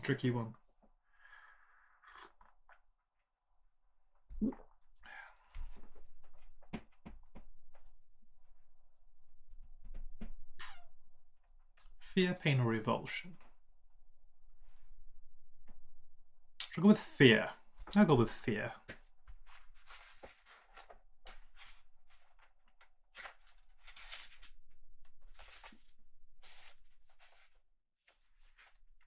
The Shaman walks over to you and touches your head with his fingertips. Your mind fills with terrible and threatening images, so real that you want to scream out in terror. Are you wearing red powder on your face? Oh, okay, so that's not too hard then. So, red powder, question mark.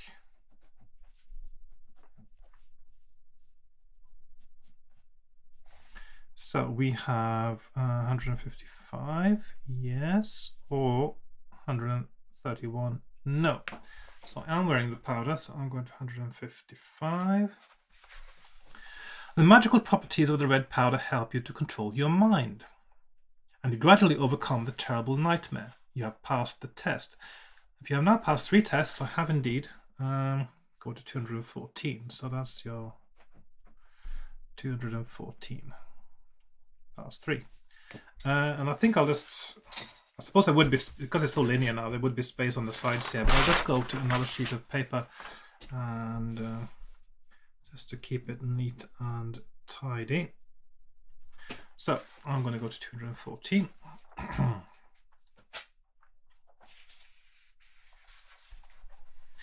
The shaman is satisfied that you have earned the right to learn his secrets.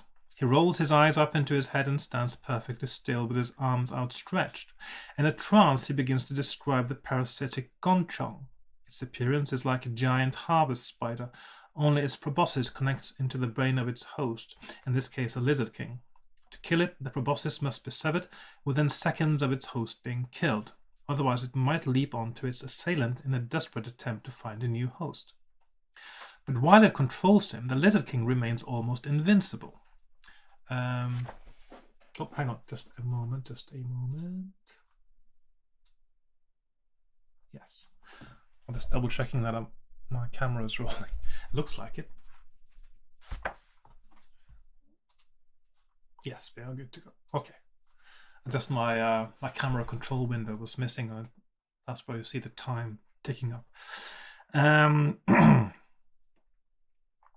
But while it controls him, the Lizard King remains almost invincible, unharmed by normal weapons. Only fire swords can injure the host of a gonchong. Okay. And the Lizard King uses them himself, but his collection has an illusion spell cast on them to make them appear as rusty old knives that no one would steal. Using a fire sword and controlled by the gonchong, the Lizard King is a deadly fighter. Only one creature can scare him, a monkey. Lizard men suffer from an innate fear of monkeys, even if controlled by a gonchong. The shaman slowly comes out of his trance and points to the southeast, saying that the prison colony lies in that direction. You bid him farewell and walk down the side of the volcano towards the Lizard King's stronghold. Turn to 168. So lots of tips there. So there is monkey, fire sword. Just make a little quick note of that. Fire sword, rusty knife. It's going to look like rusty knife. Yes, cut off proboscis. Okay. So basically I need a fire sword, otherwise I can't kill him, and I need to almost kill the Lizard King, and then I need to cut off the proboscis of the gonchong just before the Lizard King dies. So easy then, easy. Yes, anyone can do that.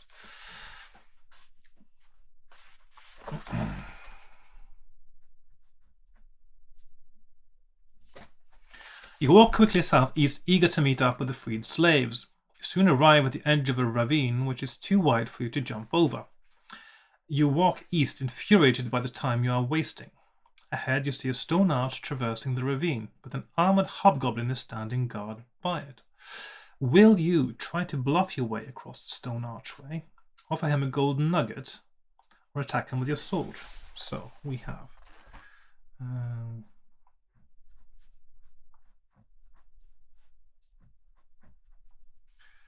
okay, attack 328, attack 127, bluff, or 252 gold nugget. Now it just so happens I do have a gold nugget, so and of course I wouldn't have been hard to beat this guy probably, but I'll just offer him the gold nugget because I want to get this over and done with. So I'm going to offer him the gold nugget. The hobgoblin's eyes light up at the sight of the gold nugget. He thrusts out his hand, eagerly awaiting your bribe. You Place a nugget in his hand and cross over the archway to the other side of the ravine. Turn to 139. Okay.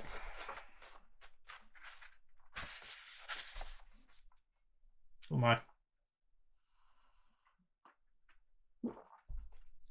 Once again you head off southeast, walking over sand and rock.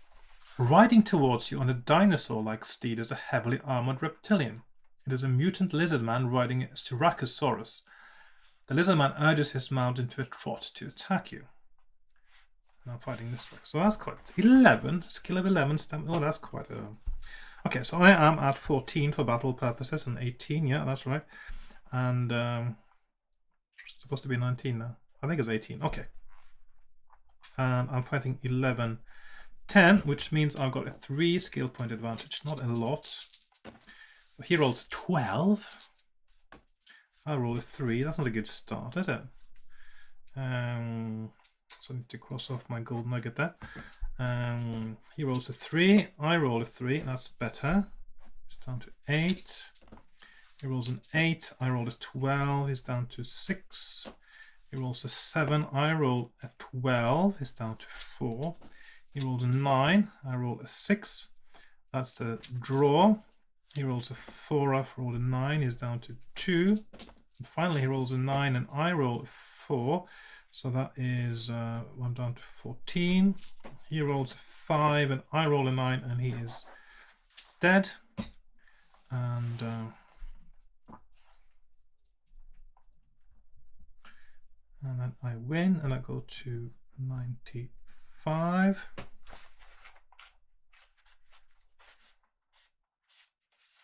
The mutant lizard man jumps off the dead Styracosaurus and lumbers over to you with his halberd outstretched. So that's 2 battles right in a row. 9, 9. That is quite tough, actually. So I've got a 5-point advantage on this one. That's a bit better. 7, 9. He's down to 7. 6, 10. He's down to 5.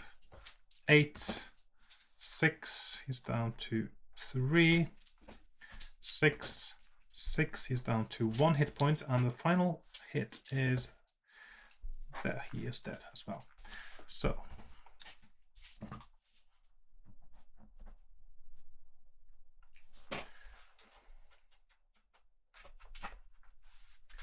the mutant has a shield which you decide to take. At its light yet strong, add 1 skill point. So of course I've got a shield.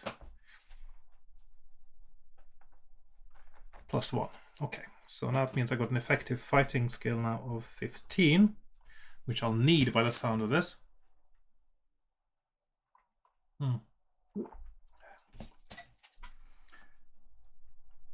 Shield +1. I'm going to eat now. I've got 7, 6, so if I eat 2 portions of provisions, I've got 20 stamina again.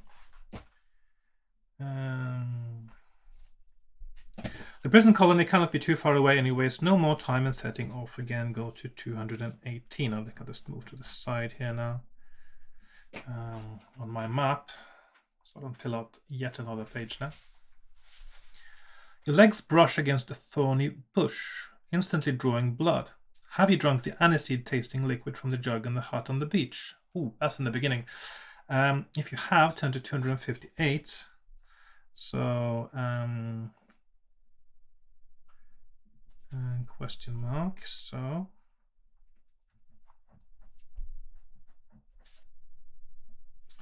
$258, yes, or 146, no.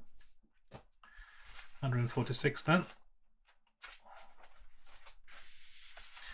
The bush has poison-tipped thorns. Lose 3 stamina points. Okay. Stamina -3. I'm going to do another portion of food now, so I'm up at 20 again. And I'm going to go to 291. Staggering on, apparently. Okay. Lying dead face down in the scrub is a seaman, perhaps one of the crew of a pirate ship killed by the mutant lizard man. A monkey strains to escape from a chain held by the dead man's hand. If you wish to take the monkey with you, of course I will. Because I'll need that. 330. A monkey. Or 350, just go on. Okay, so I'm going to get the monkey. The monkey happily sits on your shoulder and you set off again in the company of your new friend. Turn to 350. So maybe I should just swap these around now. So monkey, go. Oh, okay, so it looks like that. Got my monkey. And I'm going to 350. So that is, so the monkey, we want that. These are inevitable, really. Okay.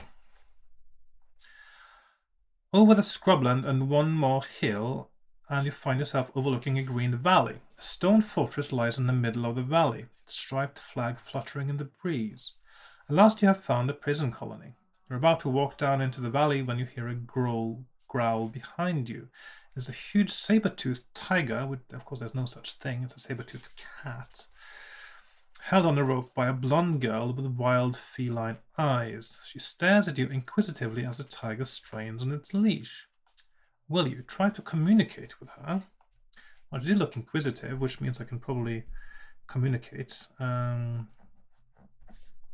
So we have 3 options. 106, communicate. 190, attack. 242, run. So I'm going to try to communicate, see what happens.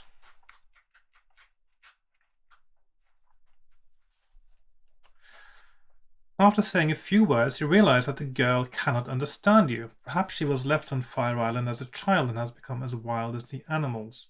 She cowers back, uttering a few sounds to the tiger. It is obviously wise to leave her alone, and so you back off slowly, hoping not to scare her. At a safe distance, you turn and walk quickly into the valley to reconnoiter with the freed slaves.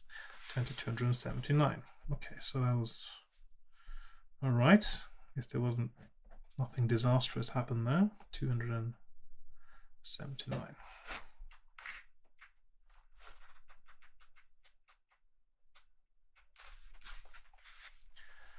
Once on the valley floor, you make your way over to a copse of trees. As soon as you enter the copse, familiar faces suddenly appear from behind the trees. The dwarves, elves, and men that you rescued from the mines are waiting here for your arrival.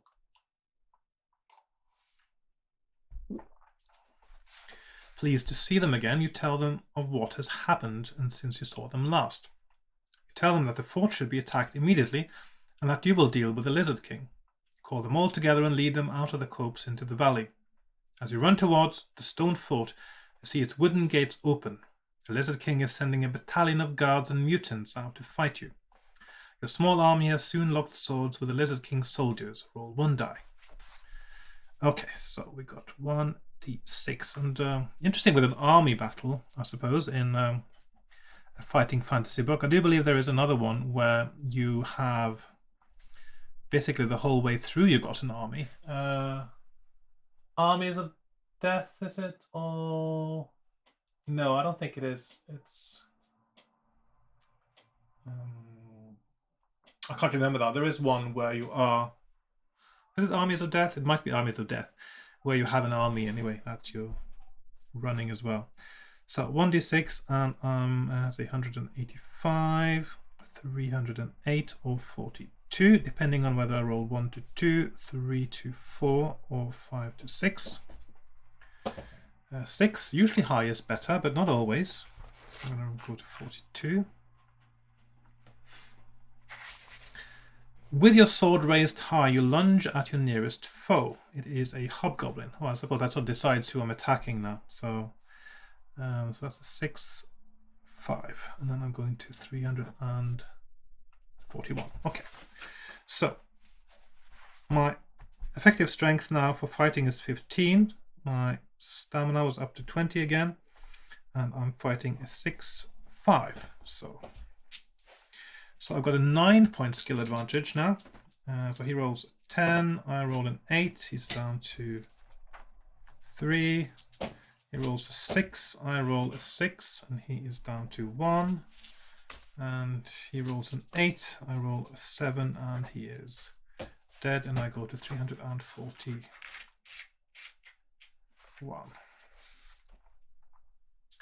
You look around to see how the battle is going.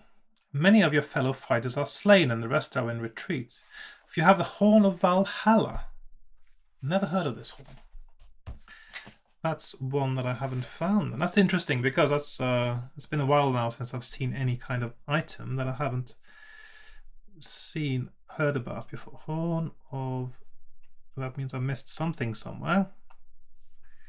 Okay, or there's been some random event that caused me to get it. So I don't have this one, 254. But the question is it essential? The battle is going badly for you as more of your men fall under the onslaught of the lizard's fanatical troops. You see their leader behind the line, urging them on with howling battle cries. It is a huge cyclops wearing plate mail and carrying a mighty battle axe, and you must defeat it in order to rally your men. And that's a really nice picture there, and the artwork here, that's Ian McCaig here, isn't it? And sorry, not Alan Langford. It's not Ian McCaig kind of style. Anyway, Alan Langford, very nice work there. Oh, I forgot to put the 254 no, and then I'm fighting at 10. So let's go back to make sure I got the page reference for my map there. So that is 109. If I'd had the Horn of Valhalla, that's 109. Yes. So I have to fight a 10-10, and I've still got a 15-20 now. So 10-10, and no, nothing interesting. Okay. So I've got a 5-point skill advantage. He rolls 7, I roll 7, so he's down to 8. He rolls 12, I roll 5, so I'm down to 18. He rolls 7, I roll 8, he's down to 6 hit points. He rolls 9, I roll 4, that is a draw. He rolls 8, I roll 11, he's down to 4 hit points. He rolls 4, I roll 7, so he's down to 2. And finally, maybe he rolls 8 and I roll 10, and he is dead. So we have 299. Okay. Your men are encouraged by the death of the Cyclops and push forward with new heart. As the Lizard King's troops start to fall back, you break through the line and run to the wooden gates of the fort. You enter the inner courtyard and see 2 sets of doors leading into the building. If you wish to walk through the double doors to your left, turn to 268. If you would rather try the door straight ahead, turn to 84. So we've got, I'll just put that up there, 84 or 84. So that's ahead. Or 268 left. Okay. I'm going to go left. 268.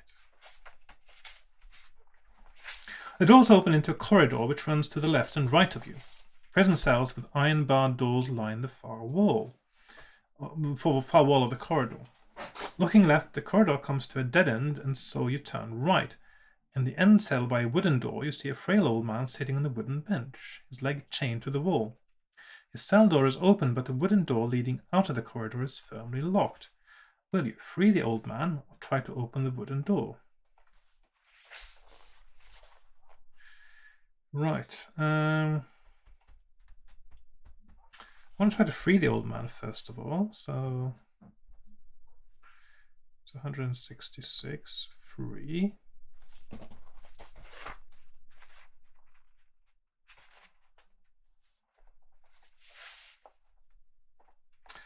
As you enter his cell, you are surprised that the old man remains silent. If you're wearing a ring of confusion, turn to 294.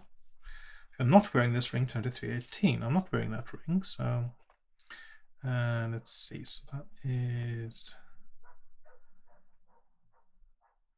294 ring or 318 no ring.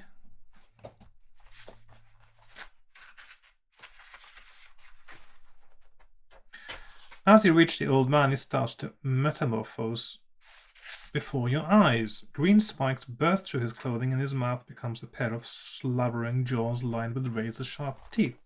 He is not a man but a shape changer, and you must fight him. Another of those, yeah, okay, so 10, 10. So, right. So I've got a 5 skill point advantage. I've got 18 stamina left, so he rolls a 7, I rolled a 10, he's down to 8. He rolls a 6, I rolled a 9, he's down to 6.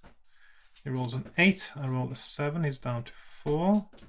He rolls a 7, I roll a 7, he's down to 2. And finally, maybe, he rolls a 2, and yeah, that is finally, and he is dead. And I go to 372. And if I don't get anything for that, that means that was just a waste of time. Yeah. Leave a cell and its gruesome inmate and try to open the wooden door. So basically that was absolutely no point. It's just a trap. So, and I go to open the door 227.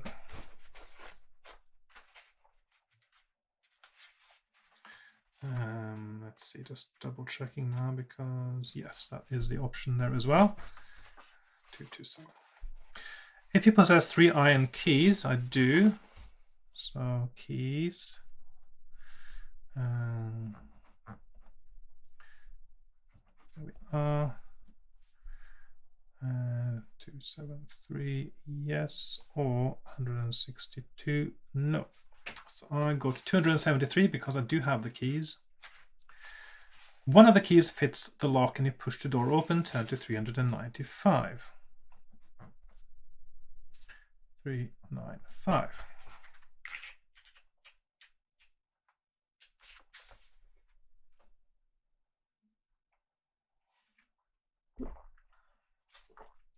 You find yourself standing in a dingy torture chamber. It is full of terrible instruments of pain, racks, thumbscrews, iron maidens, and whips. You also see some rusty knives lying on a table in the corner of the chamber. That's what I'm looking for. So, will you pick up a whip, pick up a rusty knife, or ignore everything and head for the door? So, I'm going to prioritize, of course, picking up the most important thing. Because sometimes when you get to these options, you only get to pick one thing before something else happens.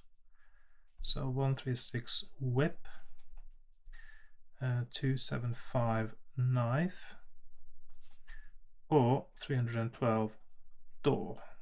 So I'm going to pick up a rusty knife because I know that might be a flaming sword. As soon as you touch the handle of one of the knives, it changes its appearance. Instead of a dull old knife, you find yourself holding a magnificent sword with a flaming blade. It's one of the Lizard King's own fire swords. Had 2 skill points and 2 luck points. Now, of course, the reason I had 2 extra luck points before was because of a +2 sword. So that means I'm not getting any more than that now. So it's still +2. So, cutting a new weapon through the air, you make your way over to the door in the far wall. Turn to 312. So if you pick the whip, you don't get a chance to pick the knife, probably, and then you're screwed. So that is the only correct way to go, it seems. So there, and that's sword +2 again. So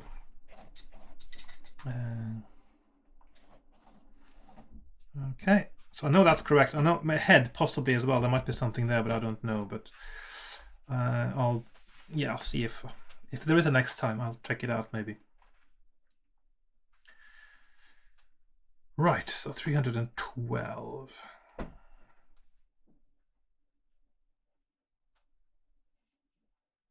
The door opens into a small storeroom stacked with barrels and sacks. If you wish to look inside one of the barrels, turn to 231. If you'd rather make your way over to the next door, turn to 353.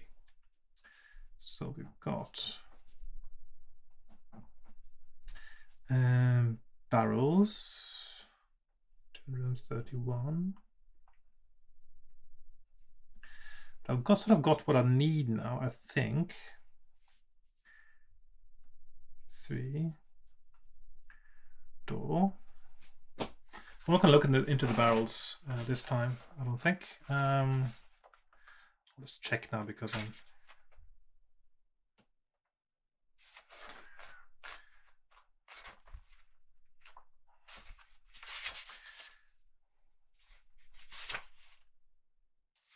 Yeah, well, looking into the barrels would have been a good thing, but I'm not doing that, so I'm just going to open the door, 353. The door is not locked and opens into a room which is filled with benches and stools. Glass beakers, flasks, and tumblers sit on top of the benches, and shelves on the wall are lined with jars containing curious compounds. You are standing in the Lizard King's laboratory.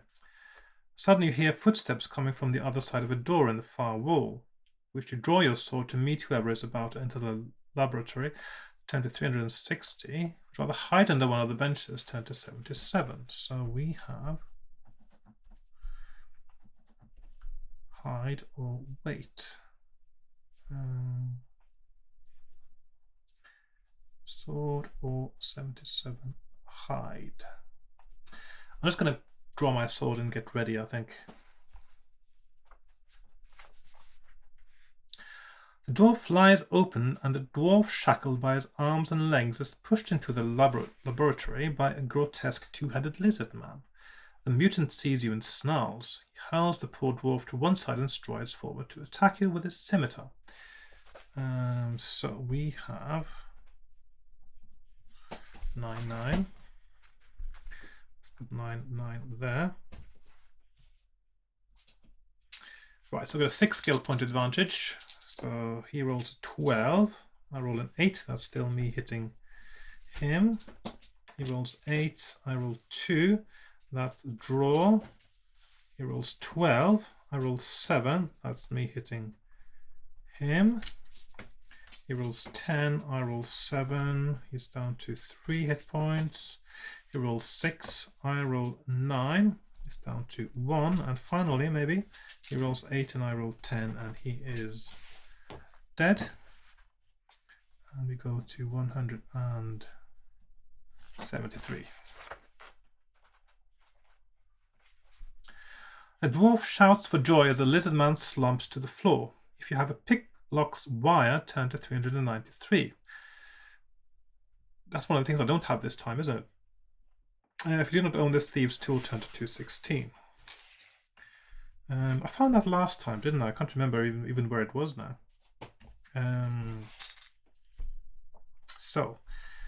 Let's see, pick wire. Where did I find the wire? There was something in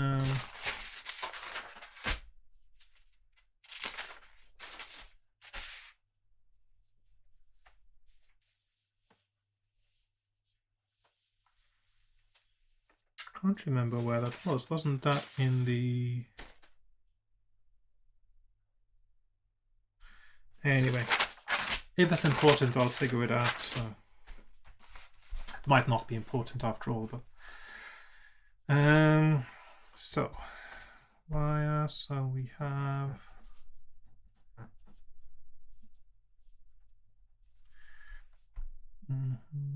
so 216, no, 393, yes. So I don't have it, and I go to 216. You tell the dwarf that you are leading the attack on the fort and ask where the Lizard King is hiding. He tells you that the Lizard King is on the fort's front battlement, urging on his troops. Not really hiding, is he? You tell the dwarf that you will deal with the Lizard King and come back to free him later. You say farewell and run through the open doorway ahead. Turn to 180. So we have...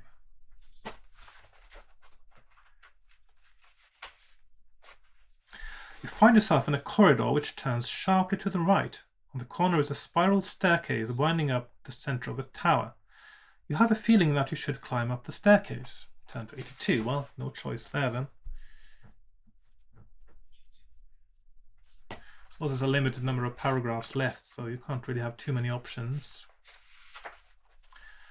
You run up the staircase until you reach a wooden door. Turning the handle slowly, you open it slightly. There, in the open air, standing feet astride on the battlement, is the infamous Lizard King, waving a clenched fist and calling to his troops.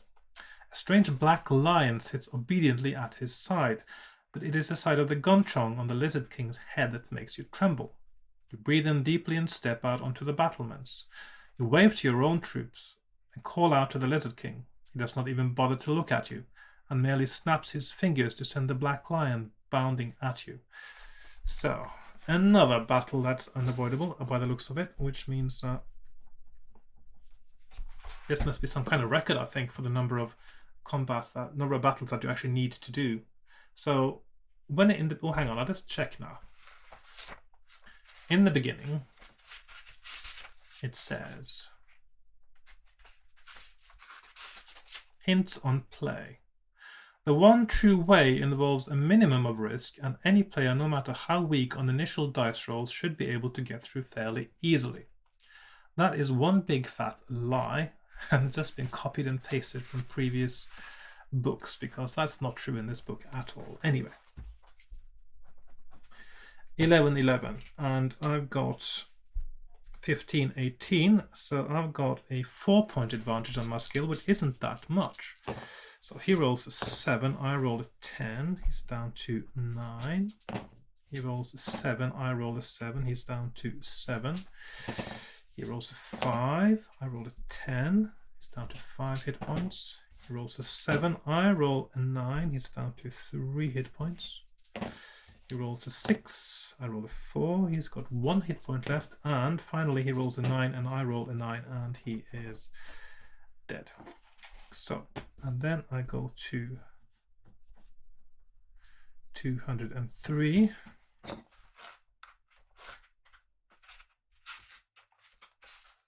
I presume if I'd brought the dwarf now, if I had the wire, he would have fought the lion instead of me, possibly. That's the theory now. The Lizard King finally turns to look at you, staring in disbelief at the sight of his dead pet. He steps towards you angrily, cleaving the air with his fire sword. If you're carrying a monkey on your shoulder, turn to 314. Monkey. Who isn't carrying a monkey on his shoulder these days, huh? So we've got monkey, 314, yes, or 36, no. I've got a monkey. Some of these things that you are essential, you just can't avoid them because it's still linear. So, are you holding a fire sword as your weapon? Fire sword. So we have.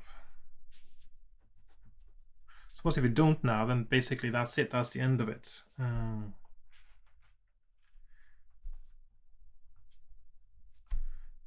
296. Yes. Let's see what happens if you don't have a fire sword now, because I think that'll just be. Oh, there's a test your luck. Anyway, I'm not going to look at all the what's going on there. So I do have a fire sword, and I go to 296.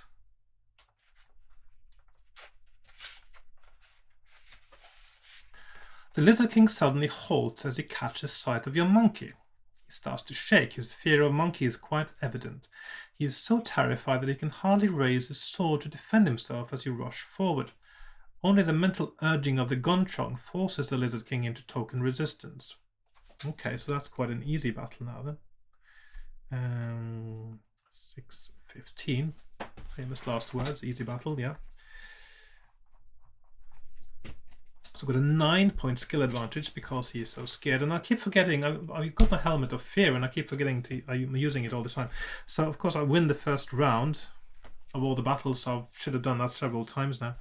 So he's only got 13 stamina left, and he rolls 10, I roll 5, he's down to 11. He rolls a 5. Roll a 7, he's down to 9. He rolls 5, I roll 5, he's down to 7. He rolls 7, I roll 9, he's down to 5 hit points. He rolls 5, I roll 5, he's got 3 left. We roll 7, 8, got 1 hit point left, and 10, 5, 0. So, I win and I got 153.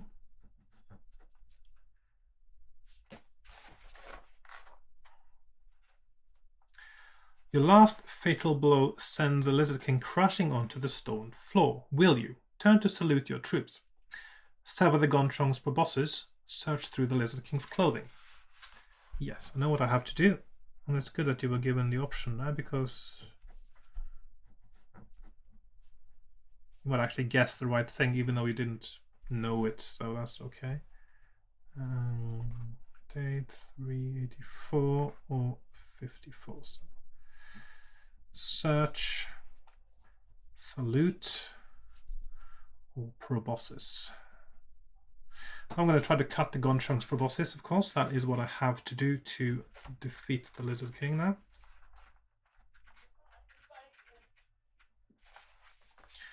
Before the Gonchong can withdraw his proboscis from the Lizard King, you slice through it with your sword. Both the Lizard King and the Gonchong are slain. Turn to 400. Ooh. Turn to 400. Yes.